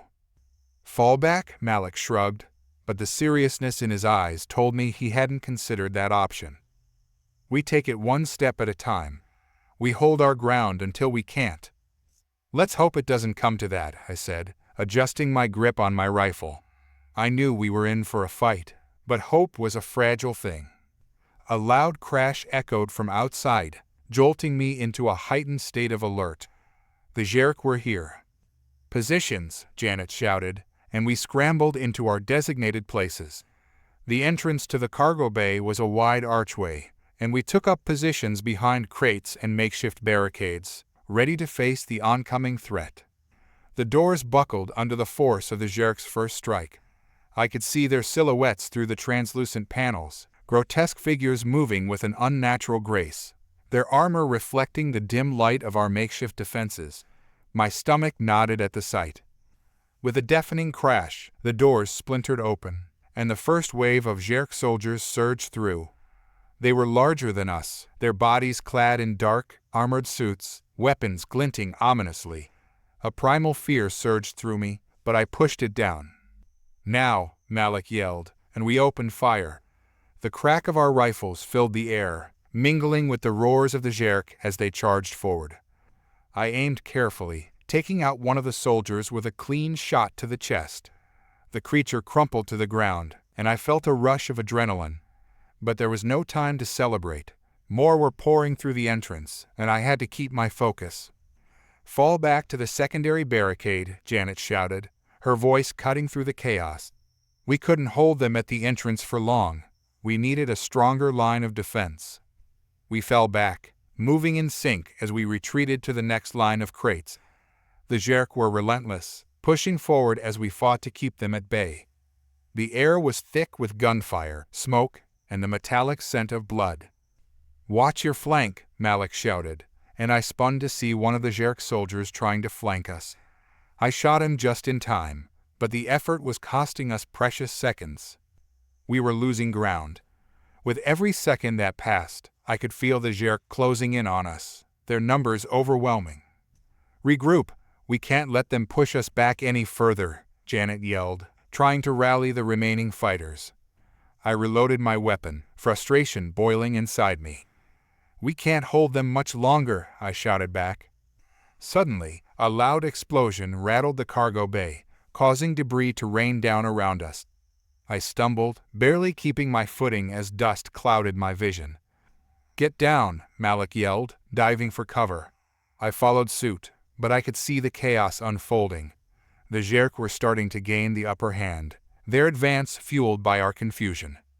"Retreat to the inner chamber," Janet ordered, her voice slicing through the disarray. "We'll regroup there." We scrambled to obey, retreating deeper into the cargo bay as the Zherk surged forward. My heart raced as I glanced back, catching sight of one of our fighters going down under a wave of alien soldiers. I cursed under my breath, guilt washing over me. We were losing people. We reached the inner chamber, and I slammed the door shut behind us, breathing heavily. I quickly scanned the room, counting heads. "Is everyone here?" Janet asked, her voice steady despite the chaos outside. "Not everyone," Malik replied, a look of worry crossing his face. "We lost some back there." "Damn it," I muttered, the reality of our situation sinking in. "We can't keep losing people." "Shut the door," Janet yelled. "We can't let them in here." I shoved the door shut, securing it as best I could. The sounds of battle faded to a dull roar outside, but I could still feel the tremors of the Zherk's relentless assault. "We need to regroup and come up with a new plan," I said, my voice hoarse. "We can't stay cooped up in here forever." "Agreed," Malik replied, scanning the room. "But we also can't fight them outnumbered. We need to draw them into a trap." Janet nodded, her expression fierce. "Let's think. If we can create a distraction, we might be able to thin their numbers." As we strategized, I couldn't help but feel a surge of determination. This was our home, our people, and we weren't going to let the Zherk take it from us. "Maybe we can use the cargo bay's ventilation system," I suggested. "We could set up explosives there to lure them in." "Good idea," Malik said, a glimmer of hope in his eyes. "If we can funnel them into one area, we can hit them hard." Janet looked between us, her brow furrowing. "We'll need to be quick. If they realize what we're doing, it could backfire." "We can do it," I said, a surge of adrenaline coursing through me. "We just have to be coordinated. Let's move." We sprang into action, gathering supplies and discussing our strategy. It was a race against time, and I could feel the weight of our decisions pressing down on us. As we set the trap, I couldn't shake the sense of urgency. We were on borrowed time, and the Zherk were relentless. "We need to make it look convincing," I said, adjusting the explosives in the ventilation system. "If they see anything off, they'll know it's a trap." "Just be ready," Janet replied, her eyes scanning the room for any signs of trouble. With everything in place, we retreated to a vantage point, watching as the Zherk continued to assault the outer chamber. The minutes dragged on, each second feeling like an eternity. "Here they come," Malik whispered, pointing toward the entrance. The Zherk were regrouping, their numbers still overwhelming. "This is it," I murmured, feeling my heart race. As the Zherk began to move toward the inner chamber, we activated the explosives. A loud explosion rocked the room, sending shockwaves through the air. "Now!" I shouted, and we opened fire, pouring our rounds into the unsuspecting Jarek soldiers as they rushed into the chamber. The chaos that followed was a whirlwind of gunfire and destruction. We had succeeded in drawing them in, and for the first time, we had the advantage. "Keep firing! Don't let up!" Malik yelled, his voice rising above the chaos. I felt a surge of hope as we fought back against the Jarek, our weapons taking down several soldiers in quick succession. The tide was turning, and I could feel the adrenaline pumping through my veins. "We can do this," Janet shouted, pushing forward alongside us. But just as we started to gain ground, a deafening roar filled the air, drowning out our gunfire. I turned to see a massive Jarek commander emerging from the chaos, towering over his soldiers. "No," I gasped, my heart sinking. The commander charged forward, his weapon primed and ready to unleash devastation upon us. The initial rush of adrenaline faded, replaced by a cold, hard fear. Fall back, I yelled, but it was too late. The Jarek commander opened fire, his weapon blazing, and I dove to the side, narrowly avoiding the onslaught. "Get out of here," Malik shouted, grabbing my arm and pulling me back. I watched as our fighters scrambled to escape, some falling under the commander's wrath. We couldn't hold them off any longer. "Regroup," Janet yelled, trying to rally us despite the chaos. But the Jarek were relentless, their forces overwhelming. The battle was slipping through our fingers, and I felt a sinking feeling in my chest. "Fight," Malik shouted, determination in his eyes. "We won't let them take our home." I steadied my aim, firing at the commander, but my bullets ricocheted off his armor, doing little to deter his advance. "Keep fighting," I yelled, feeling desperation clawing at me. "We have to push them back." But the reality was clear. We were outmatched. The Jarek were a force of nature, and we were just survivors. As the commander advanced, I realized we had one last option. "Explosives," I shouted, pointing to the remaining charges we had set up in the chamber. "Are you crazy?" Malik exclaimed, eyes wide. "We'll take ourselves out too." "Better that than letting them win," I said, determination rising within me. "We can take them down with us if it comes to that." "Do it," Janet shouted, and I nodded. We moved to the explosives, setting them up as quickly as we could while dodging the Jarek's fire. I could see the commander approaching, a menacing figure cutting through our ranks. "Get ready," I shouted as we activated the detonators. The room shook with a deafening explosion, and I felt the rush of heat and debris as the chamber erupted around us. I was thrown back, the world spinning, darkness enveloping me. The world shifted and blurred, the bright flames and debris filling my vision until darkness pulled me under. When I finally opened my eyes, I found myself lying on a cold metal surface, the acrid scent of smoke and burning materials invading my senses. I blinked, struggling to orient myself, my body aching as if it had been tossed like a rag doll. "Malik," I croaked, my voice barely above a whisper. "Janet?" Silence answered me, thick and suffocating. I pushed myself up, every movement sending jolts of pain through my limbs. My heart raced as I looked around the wreckage, desperate to find any signs of my comrades. The inner chamber had been decimated. Crates lay scattered, some charred and blackened, others splintered and broken. The faint glow of emergency lights flickered overhead, casting eerie shadows on the walls. It was a ghost of the space we had fought to defend. "Come on," I muttered, forcing myself to stand. My legs felt unsteady beneath me, but I couldn't afford to linger. I had to find the others. I staggered forward, trying to navigate the wreckage. Each step was a reminder of the chaos that had unfolded, the lives that had been lost in that last desperate stand against the Jarek. I had to keep moving. "Anyone?" I called again, my voice stronger this time. A faint groan caught my attention, and I rushed toward it, heart pounding. There, half buried under debris, I spotted Malik, his face smeared with dirt and blood. "Malik," I shouted, rushing to his side. "Are you okay?" He groaned, blinking slowly. "I think so," he murmured, attempting to sit up. What happened? The explosion, I replied, my voice steady despite the fear bubbling in my chest. We need to find Janet and the others. Malik nodded, pushing himself up with a pained grunt. Right. Let's move.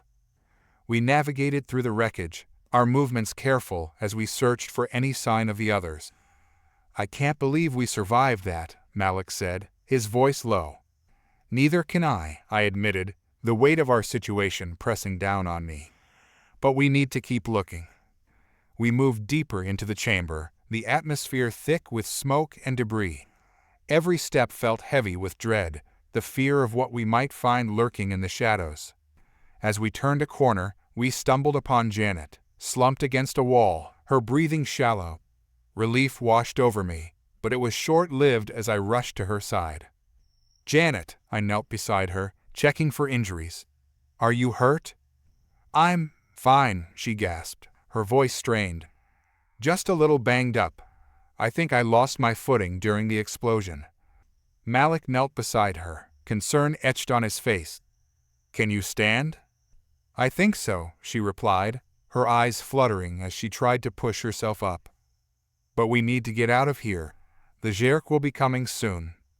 Let's get you on your feet, I said, wrapping an arm around her waist. Together, we helped her up, her weight resting heavily against us. Where are the others? She asked, her voice laced with worry. I don't know, I admitted, glancing back toward the entrance. But we need to keep moving. We can't stay here. We moved carefully through the rubble, the silence around us suffocating. I could hear the distant sounds of Zherk voices, a reminder of the danger we were still in. Over there, Malik pointed toward a small opening, light streaming through the cracks. We hurried toward it, pushing aside debris and squeezing through the narrow space. As we emerged into the open air, I felt a rush of relief. The cargo bay was in shambles, but at least we had escaped the confines of the chamber. Where are we? Janet asked, glancing around. I looked up, taking in the sight. We were on the outskirts of the cargo bay, near the entrance where the Zherk had initially breached. The area was littered with the remains of the battle, the once bustling space now a graveyard of twisted metal and broken crates. It looks like we're near the outer perimeter, I said, scanning the area. We might be able to find cover and regroup.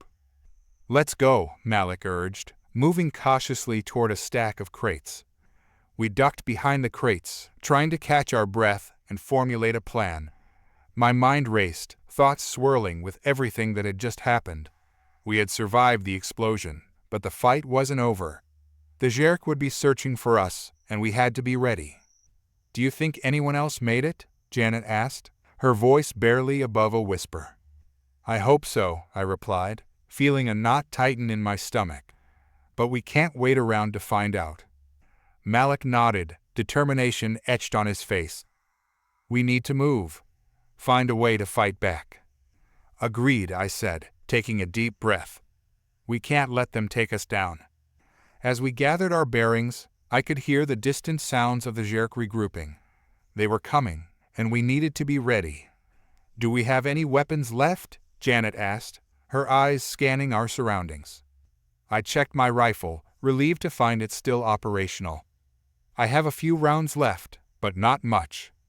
Same here, Malik added, examining his weapon. We'll have to make every shot count. I took a moment to assess our options. The cargo bay had been a fortified stronghold, but now it was a war zone, and we had to adapt. We need to find a vantage point, I suggested, somewhere we can get a better look at their movements. There's a catwalk up there, Janet pointed toward the scaffolding high above us. We could climb up and get a better view. Let's do it, Malik said, already moving toward the stairs that led up to the catwalk. We climbed cautiously, our footsteps echoing in the stillness. The higher we got, the more I could see. The cargo bay was filled with Zherk soldiers, their figures moving with a sense of purpose. Look, I whispered, pointing toward a group of Zherk gathered around a makeshift command center. They're regrouping. Do you think they're planning an attack? Janet asked, her voice tense. Probably, I replied, my mind racing. If we can disrupt their plans, we might have a chance. Malik nodded, his expression thoughtful. We need to take out their command structure. If we can hit them hard, we might throw them into disarray. But how? Janet questioned, glancing around for ideas. There are explosives in the lower levels, I suggested. If we can set some charges and lure them in, we could take out their command center. Sounds risky, Malik said, furrowing his brow. It's our best shot, I countered. We can't just wait for them to find us. We have to take the fight to them. Let's do it, Janet said, determination flaring in her eyes. But we need to be quick. The longer we wait, the more time they have to prepare. We descended the catwalk carefully, making our way back down to the lower levels. I could feel the adrenaline coursing through me, pushing me forward. Once we reached the lower levels, I guided Malik and Janet to where I remembered the explosives were stored. We moved quickly, gathering as much equipment as we could find. Here, I said, grabbing a handful of charges.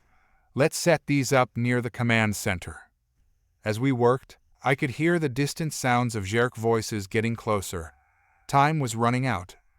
Are you sure this will work? Malik asked, glancing toward the entrance. It has to, I replied, focusing on the task at hand. If we can create enough of a distraction, we can catch them off guard. We finished setting the explosives, arranging them in a way that would maximize the blast. I took a deep breath, trying to quell the rising anxiety in my chest. Now what? Janet asked, her eyes darting toward the entrance. We need to lure them in, I said, glancing around for a way to create a diversion. There has to be something we can use. Maybe we can set off some noise, Malik suggested. Good idea, I replied. If we can draw their attention, we can hit them when they're focused on the sound. Let's find something to make noise, Janet said, scanning the area. We searched quickly, looking for anything that could create a distraction. Finally, I spotted an old piece of machinery, rusted and covered in dust. What about this? I said, pointing it out. That could work, Malik said, moving toward it. If we can rig it to create noise, we can draw them in. We quickly got to work, using what we had to create a makeshift alarm. As we finished, I could feel my heart racing. Okay, I said, taking a deep breath. We're ready. Malik nodded, glancing at Janet. Let's get into position. We took our places, hiding behind a stack of crates, our weapons ready. I could feel the tension in the air, a palpable sense of anticipation as we waited. A few moments later, I heard the sound of Jerk voices growing louder. They're coming, I whispered, gripping my weapon tightly. Get ready, Janet said, her eyes focused on the entrance. As the Jerk soldiers filed in, I felt a surge of adrenaline. This was it. We had to make our move. I glanced at Malik, nodding to signal him. Now. I pressed the trigger, firing into the crowd. The first shot rang out, and chaos erupted as the Jerk soldiers scrambled for cover. Go, go, Janet shouted, charging forward.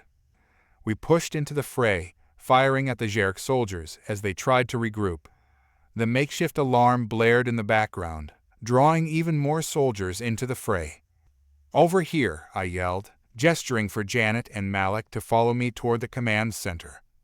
We fought our way through the chaos, determination fueling our movements. The Jerk were caught off guard, but I knew we had to act fast. Set off the explosives, I shouted as we reached the command center.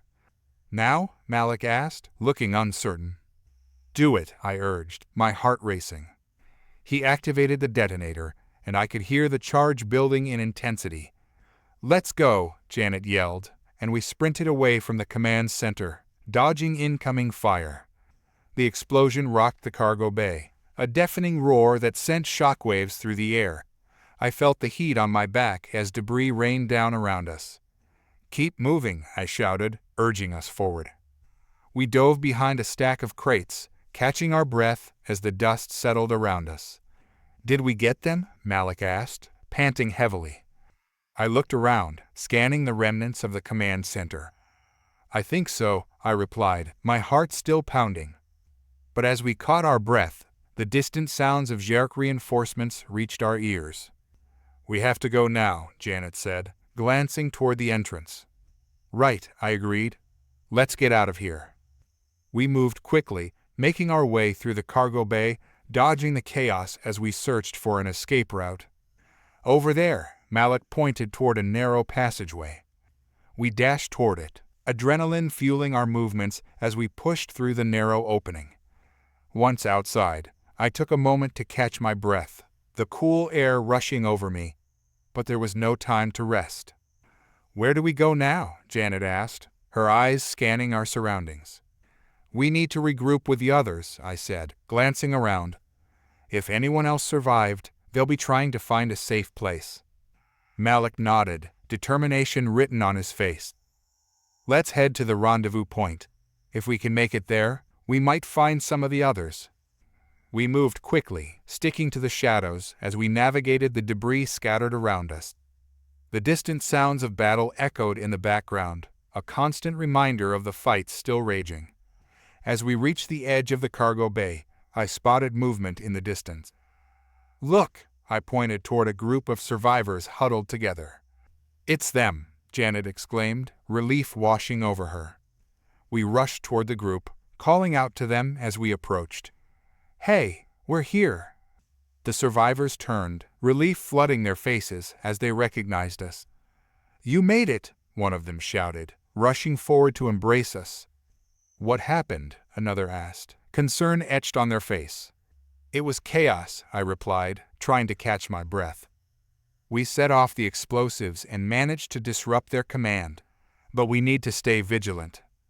"More Zherk are on the way," Malik added, glancing back toward the entrance. "We have to find a secure location," one of the survivors suggested. "Agreed," I said, looking around for potential cover. "Let's move." We formed a tight group, sticking close together as we made our way through the wreckage. The sounds of the battle grew louder, but we pressed on, determined to find safety. Finally, we spotted an old storage area, its metal doors still intact. "In here," I called, leading the way inside. Once we were all safely inside, I took a moment to catch my breath. "Okay, we need to regroup and come up with a plan," I said, looking around at the faces of my comrades. "We've lost a lot of good people today," one of the survivors said, pain evident in their voice. I nodded, feeling the weight of our losses pressing down on me. "But we're still here," I reminded them. "We need to keep fighting." As we gathered in the storage area, I took a deep breath, steeling myself for what lay ahead. We had faced unimaginable odds, but I knew we couldn't give up now. The fight against the Zherk was far from over, and we had to find a way to turn the tide. "Let's make a plan," I said, my voice steady. "We need to figure out our next move." Malik nodded, his expression serious. "We need to disrupt their operations further. If we can take out more of their forces, we might have a chance to regroup and escape."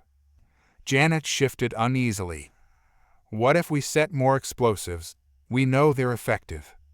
"It's risky," I replied, rubbing the back of my neck. "We don't know how many Zherk are still in the cargo bay. Setting off more explosives could draw their full attention to us." "We could use the element of surprise," another survivor chimed in. "If we can create a diversion, we might be able to slip past them." "True," I said, considering the idea. "But we need a way to ensure that we're not overwhelmed when we make our move." Malik leaned forward, his brow furrowing in thought. "What if we split into two teams? One could create a distraction while the other navigates through the cargo bay to a safe exit." "That might work," I agreed, feeling a flicker of hope. "But we need to choose our routes carefully and make sure we can communicate." "Let's scout out the area first," Janet suggested. "If we can find a vantage point, we can get a better idea of how many Zherk are out there." "All right," I said, feeling the group's energy shift as they rallied around the plan. "We'll take it slow and stay quiet. We can't afford to be spotted." We gathered what gear we could find, old crates for cover, a couple of weapons, and some more explosives.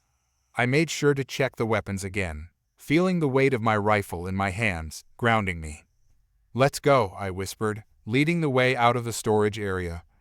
As we stepped back into the cargo bay, I felt my pulse quicken. The scene was chaos. Jerk soldiers were moving about, their voices sharp and aggressive. I gestured for everyone to keep low as we crept along the shadows, using the debris for cover. "This way," I whispered, pointing to a stack of crates that seemed to provide a good vantage point. We moved quickly, crouching behind the crates as we surveyed the area. "Look over there," Malik pointed, his voice barely audible. "That group looks disorganized. We might be able to take them out quickly." "I don't see a clear shot," I replied, scanning the surroundings. "We'll need to find a better angle." Janet leaned in closer, her eyes focused. "What about that catwalk? We could get a height advantage and see what we're dealing with." "Good idea," I said, nodding. "If we can make it up there without being seen, we'll have a clearer view." We made our way toward the base of the catwalk, sticking to the shadows. My heart pounded in my chest as I climbed the stairs, each step echoing in my ears. When I reached the top, I motioned for the others to follow. The view from the catwalk was disorienting. Below us, Jerk soldiers moved with purpose, their dark figures stark against the bright lights of the cargo bay. I could see groups gathering, and I counted at least a dozen, too many for us to confront head-on. "We need to split up," I said, leaning close to Janet and Malik. "I'll lead one team to create a distraction while the other finds an escape route." "I'll go with you," Malik said, his determination unwavering. "Janet, you take the second team," I instructed. "Keep an eye on the Jerk and look for a safe exit." "Got it," she replied, her eyes sharp. I took a deep breath, feeling the weight of the decision. "Stay in communication. If anything goes wrong, we'll regroup back here." We nodded, the gravity of the situation hanging heavily in the air. "All right, let's do this," I said, pushing aside my fear as I led Malik down the stairs. Once we reached the bottom, I could feel the anticipation crackling in the air. "Remember, we need to make enough noise to draw their attention," I whispered to Malik. He grinned, a spark of excitement in his eyes. "Leave that to me." As we moved closer to the Jerk soldiers, I felt my heart race. We positioned ourselves behind a set of crates, taking a moment to observe their movements. "Now," I said, nodding to Malik. He took a deep breath, then hurled a nearby metal object into the chaos. It clattered loudly, catching the attention of the nearest Jerk. "Over there," one of them shouted, and chaos erupted as they turned to investigate. "Go, go," I yelled, charging forward, rifle raised. I fired a quick burst, hitting the nearest Jerk. Malik followed suit, his shots finding their targets as the soldiers scrambled for cover. The Jerk were disoriented, and we pressed forward, taking advantage of their confusion. We pushed deeper into their ranks, determination driving us as we fought through the chaos. "More are coming," Malik shouted, glancing over his shoulder. "Fall back," I yelled, pulling him toward the edge of the commotion. We ducked behind a stack of crates, catching our breath as the sounds of battle roared around us. "We need to regroup with Janet," I said, my mind racing. "She should be able to see our movements." "Let's go back toward the entrance," Malik suggested. "If we can find her, we can get out of here together." We moved quickly, weaving through the chaos as we made our way toward the entrance. The sounds of Jerk soldiers filled the air, but we kept our heads down, pushing forward with urgency. When we reached the entrance, I spotted Janet crouched behind a crate, her eyes scanning the area. "There you are," she exclaimed, relief flooding her face as we approached. "Did you find a way out?" I asked, my voice tense. "I think so," she replied, glancing back toward the chaos. "But we need to move fast. They're regrouping." "Let's go," I urged, leading the way as we navigated through the debris. As we moved, I could feel the tension in the air, the weight of our situation pressing down on us. We had to stay focused. "Where's the exit?" Malik asked, glancing around. "There's a maintenance door around the corner," Janet said, pointing. "If we can reach it, we might have a chance to slip away." We pushed forward, dodging the scattered remains of the cargo bay. Just as we reached the corner, a group of Zerk soldiers emerged from the shadows, their weapons drawn. "Stop!" one of them shouted, leveling their gun at us. I froze, heart pounding in my chest. "Run!" I shouted, adrenaline coursing through my veins. We sprinted down the corridor, the Zerk hot on our heels. The sounds of their footsteps echoed behind us, growing louder with each passing second. "Here!" Janet shouted, pointing toward the maintenance door.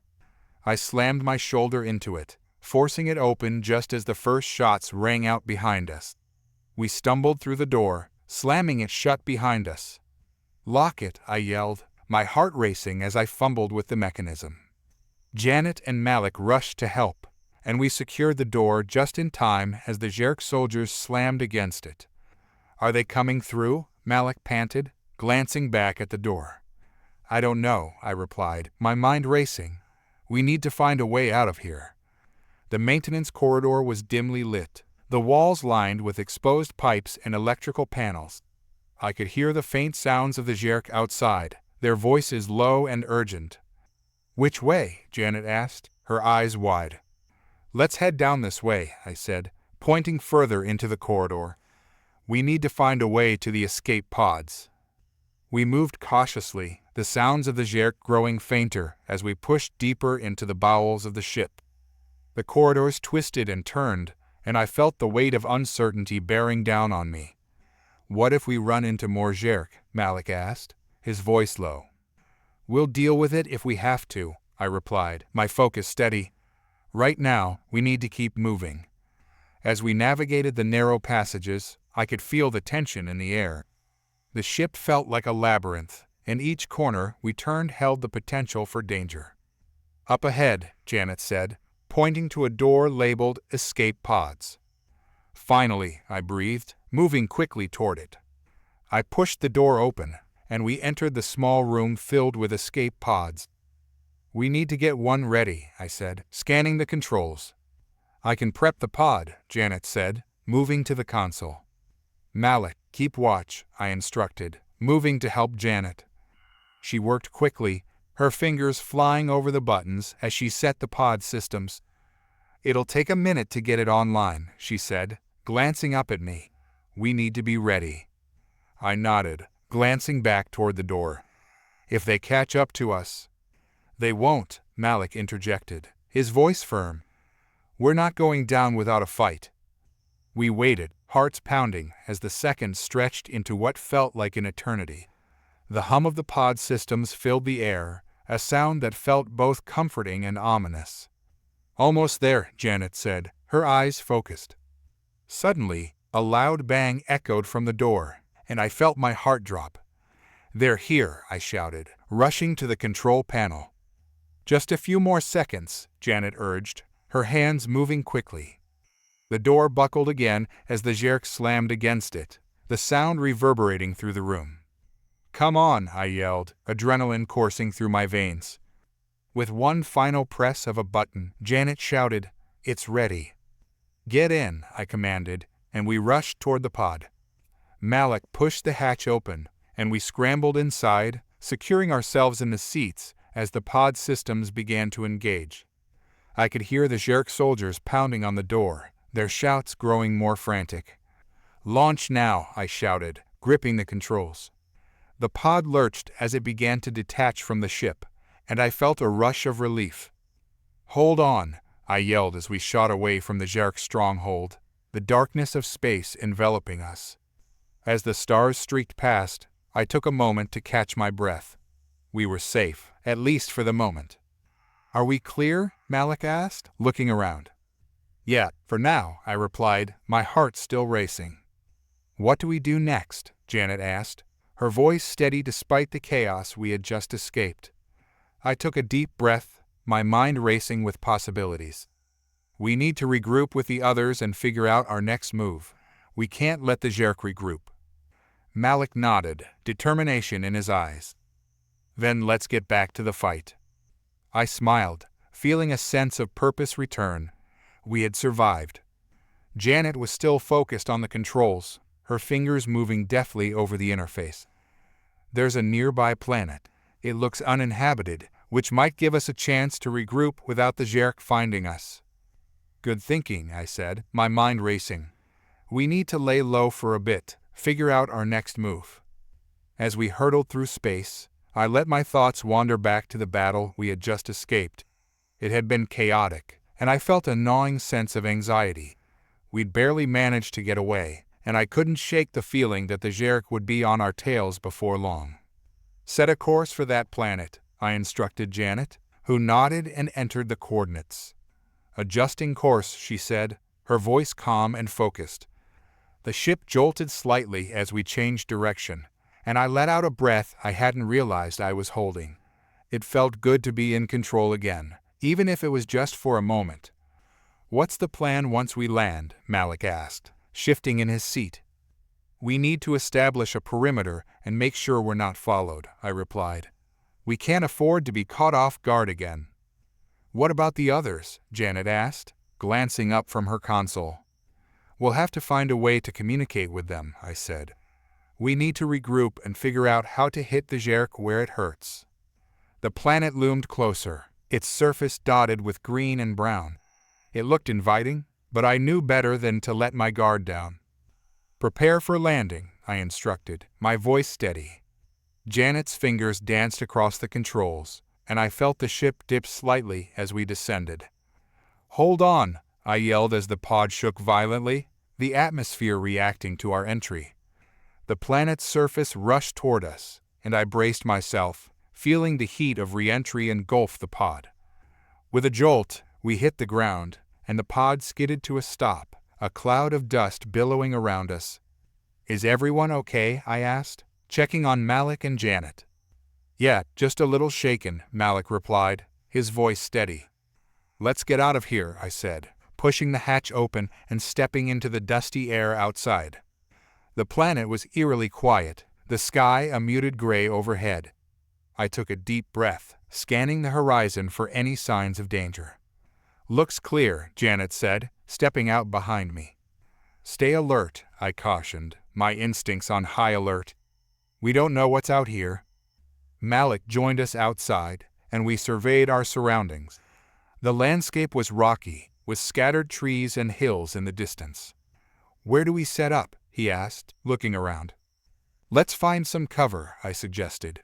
We need a spot where we can observe our surroundings and stay hidden. We moved cautiously, sticking close together as we navigated the rough terrain. After a few minutes, we spotted a small grove of trees that looked promising. Here, I said, pointing. This should provide enough cover. As we settled in, I pulled out my equipment and started setting up a small perimeter. Janet busied herself checking our supplies, while Malik kept watch, his eyes scanning the area for any signs of movement. Once we're set up, we need to figure out our next steps, I said, organizing our gear. We can't stay here too long. I agree, Malik said. We need to find a way to communicate with the others and regroup. They might be in danger too. Let's see if we can get a signal out, I said, glancing at the comms device we had salvaged from the pod. I'll try to tap into any frequencies. Janet knelt beside me, her expression focused. I'll help, she said, her fingers deftly adjusting the device. As we worked, I could feel the tension in the air. Every moment felt precious, and I couldn't shake the nagging fear that the Zerk might still be tracking us. Any luck? Malik asked, glancing over his shoulder. Not yet, I replied, my frustration mounting. We might need to find a higher point for better reception. Let's check that hill over there, Janet suggested, pointing to a nearby rise. Good idea, I said, standing up. Malik, you stay here and keep watch. We'll be right back. We moved quickly toward the hill, keeping low to the ground. As we climbed, I could feel my heart pounding in my chest, each step bringing us closer to potential danger. Just a little further, I urged, pushing forward until we reached the top. The view was breathtaking, the landscape stretching out before us, but it was also a stark reminder of our isolation. Okay, let's try the comms again, I said, setting the device down on a flat rock. Janet worked alongside me, adjusting the frequency. Come on, she muttered, her brow furrowed in concentration.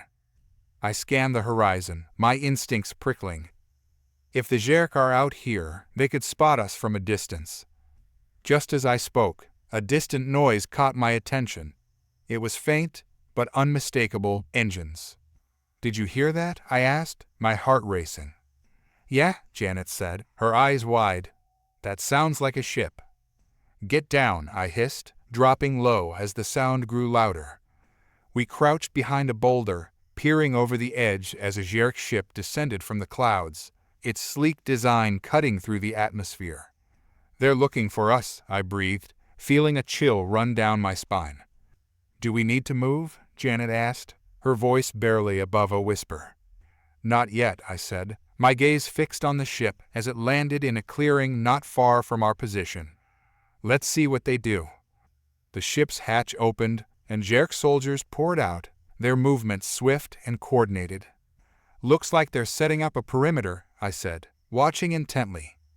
"Should we warn Malik?" Janet asked, glancing back toward the hill where we'd left him. "If we go back, we risk being spotted," I replied, my mind racing. "We need to gather intel first." As the Zerk soldiers began to spread out, I felt a surge of urgency. If they find our escape pod, we'll be in serious trouble. "Let's get closer," Janet suggested. I hesitated for a moment, weighing the risks. "All right, but we have to be careful. If they spot us, we're done." We made our way down the hill, staying low and moving stealthily through the underbrush. Each step felt heavy with potential danger, but we pressed on, driven by the need for information. As we neared the Zerk's position, I could see them setting up equipment, their attention focused on the task at hand. "Looks like they're scanning the area," I murmured to Janet, squinting to get a better view. "What are they looking for?" she asked, her voice tight with tension. "I'm guessing they're trying to locate us," I replied, my gut churning. We crept closer, inching along the tree line until we found a suitable spot to observe the Zerk's operations. "They're definitely looking for something," Janet said, her eyes narrowing. I watched as one of the soldiers activated a scanner, its lights blinking as it swept across the ground. "Let's hope they don't get a hit," I muttered, my heart racing. The soldier moved the scanner in our direction, and I felt a surge of panic. "We need to back off," I whispered urgently. Just as we started to retreat, a voice crackled through the air. "Commander, we've detected signs of human activity in the area." My heart dropped. "What do we do?" Janet asked, her voice barely audible. "Let's move," I said, urgency propelling us back toward the cover of the trees. As we retraced our steps, I could hear the Zerk soldiers mobilizing, their voices growing louder as they prepared for a search. "We need to get back to Malik," I said, feeling the weight of urgency pressing down on me. We moved quickly through the underbrush, adrenaline coursing through my veins. Each rustle of leaves felt amplified, and I couldn't shake the feeling of being hunted. Finally, we reached the top of the hill, scanning for Malik. "Where is he?" I asked, my heart pounding in my chest. "There," Janet said, pointing to a figure crouched behind a boulder below us. "Malik," I called out, waving my arms to get his attention. He looked up, relief washing over his face as he rushed toward us. "What's going on?" "We spotted Zerk soldiers," I said, breathless. "They're searching for us, and we need to move." "Did they find anything?" he asked, glancing back toward the direction we'd just come from. "Not yet, but we can't take that chance," I replied. "Then let's get out of here," Malik said, urgency in his voice. We quickly made our way back to the grove, staying low and moving swiftly. Once we reached the cover of the trees, I paused to catch my breath. "We need to figure out our next move."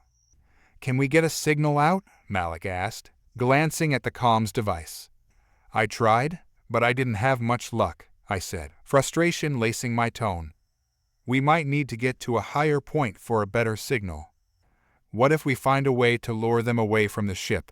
Janet suggested, her brow furrowed in thought. "Luring them away could buy us some time," Malik said, considering her suggestion. "But how do we do that?" We could create a distraction, I said, my mind racing. If we can draw their attention, it might give us the opening we need to communicate with the others. What kind of distraction? Janet asked, her eyes brightening. We could set something up to create noise or light, I suggested. It might lure them away long enough for us to get a signal out. Malik nodded, his expression determined. Let's gather some supplies and figure out how to make it work. As we moved through the trees, I felt a surge of hope.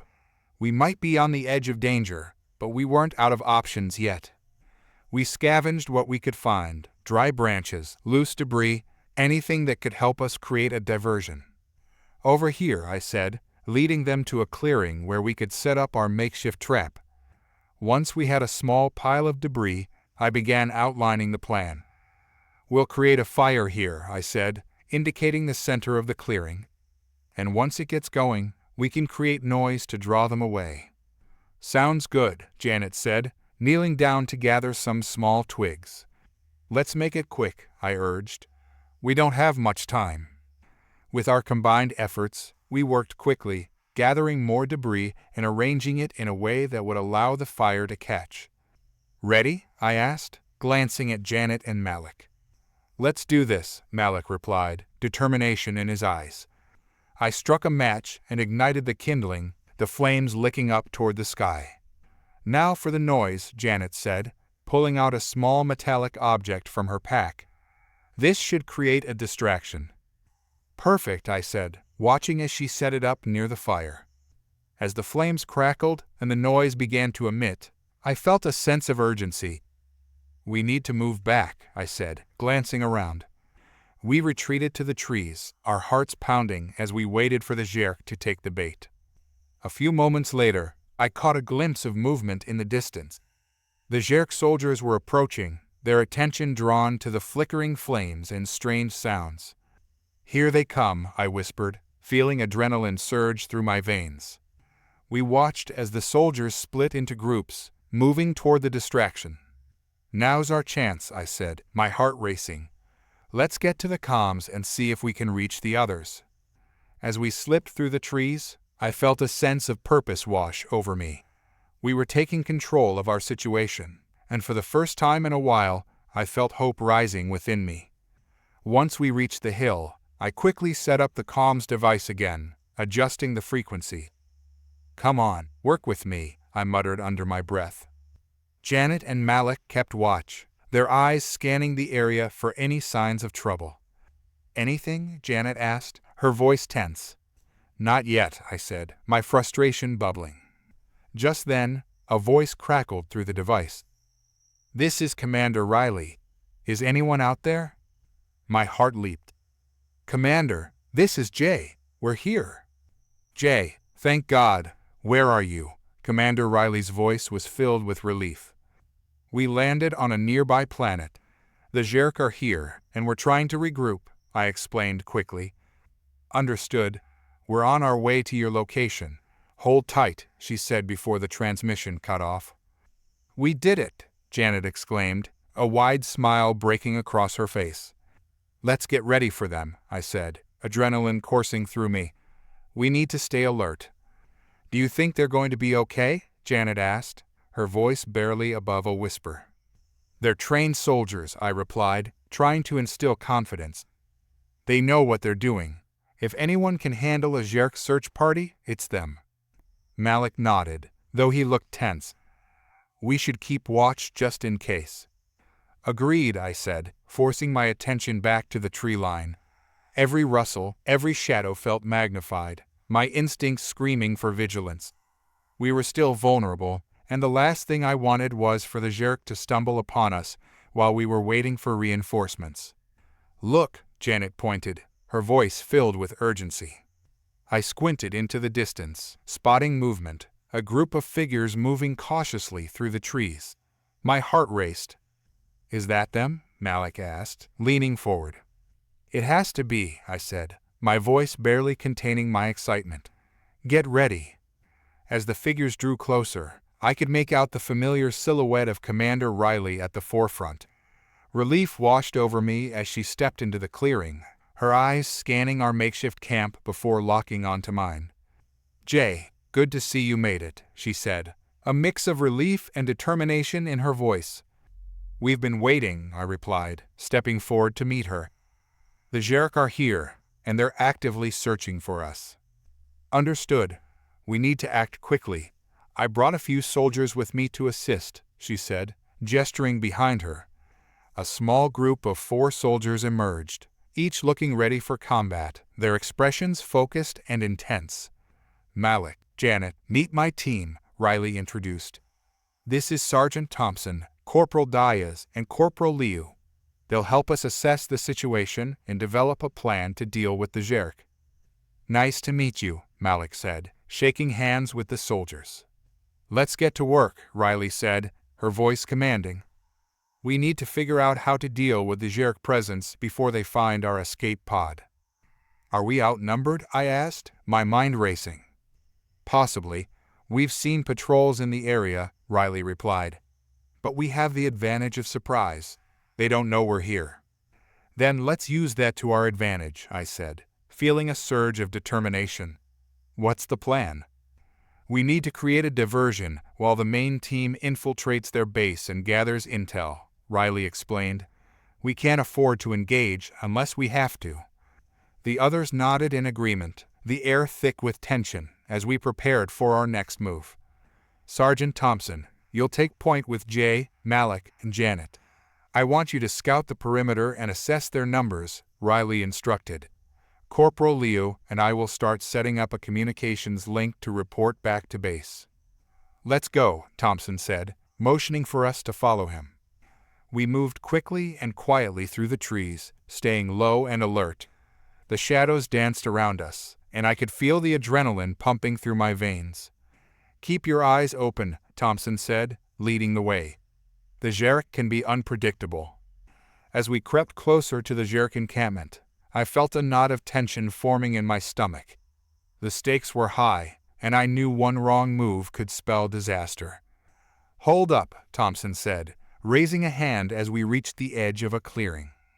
We crouched behind a cluster of rocks, peering out at the Zherk camp in the distance. It was a hive of activity, soldiers moving about with purpose. "What do you see?" Thompson asked, his voice low. I scanned the area, noting the patterns in their movements. "There are at least 10 Zherk soldiers, maybe more. They seem focused on something in the center of their camp." "Could be our escape pod," Malik suggested, his eyes wide. "Exactly," I said. "We need to figure out how to get them away from it." Thompson nodded, his expression thoughtful. "We can create a diversion on the opposite side of the camp.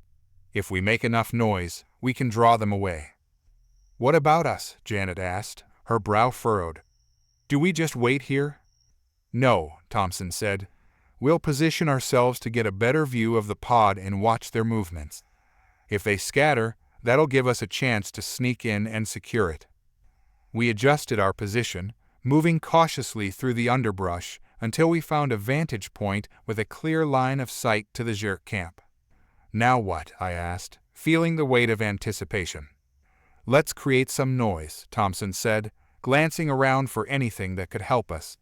He spotted a rock and picked it up, throwing it as hard as he could into a cluster of trees across the clearing.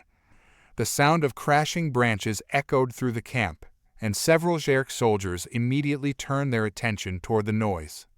"Now's our chance," Thompson said, motioning for us to follow.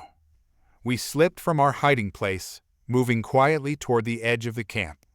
The Zherk soldiers were focused on the distraction, their attention diverted away from us. "Stick together," I whispered as we crept closer. As we approached the escape pod, I could see it nestled between a few rocks, almost camouflaged against the terrain. My heart raced at the thought of reaching it. "Almost there," Thompson murmured, moving cautiously. Just then, a loud crash echoed from the other side of the camp as another soldier inadvertently knocked over a stack of crates. The Zherk soldiers turned, their confusion palpable. "Go," I urged, darting forward with Thompson and Malik right behind me. We reached the pod, and I quickly examined it for damage. The door was still sealed, and I let out a sigh of relief. It looks intact, I said, glancing back at Thompson. We need to get it ready for takeoff. Let's move quickly, he said, his eyes scanning the area. We don't have much time. We got to work, quickly accessing the systems inside the pod. I tapped the controls, checking the power levels and system status. Everything seems functional, I said, feeling a sense of hope. Great.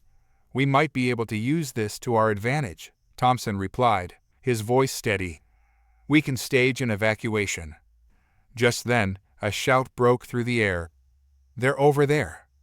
I whipped my head around to see a group of Zerk soldiers charging toward us. Go! Get in! I shouted, urgency flooding my voice. Malik and Janet scrambled into the pod, while Thompson and I exchanged glances. We'll hold them off, he said, determination etched on his face. Are you sure? I asked, panic rising. Just go. Get the others to safety. I hesitated for a moment, then nodded. Okay, we'll regroup at the rendezvous point. With a final nod, I jumped into the pod and slammed the door shut behind me. I quickly activated the controls, and the interior lit up with a soft glow. Start the engines, Malik urged, his eyes wide. I fumbled with the controls, my heart racing. Working on it? The engines roared to life, shaking the pod as I punched in the launch sequence. Hold on, I shouted as I hit the thrusters. The pod shot upward, bursting through the trees and into the sky. I could see the Zerk camp growing smaller below us, their frantic movements becoming distant as we ascended. We did it, Janet shouted, her voice filled with exhilaration. I took a deep breath, relief flooding through me. We need to regroup with the others. Where to? Malik asked, glancing at the navigational map. There's a safe zone a few clicks away, I said, pointing at the screen. We can set down there and figure out our next move. As we flew through the sky, I felt a surge of hope.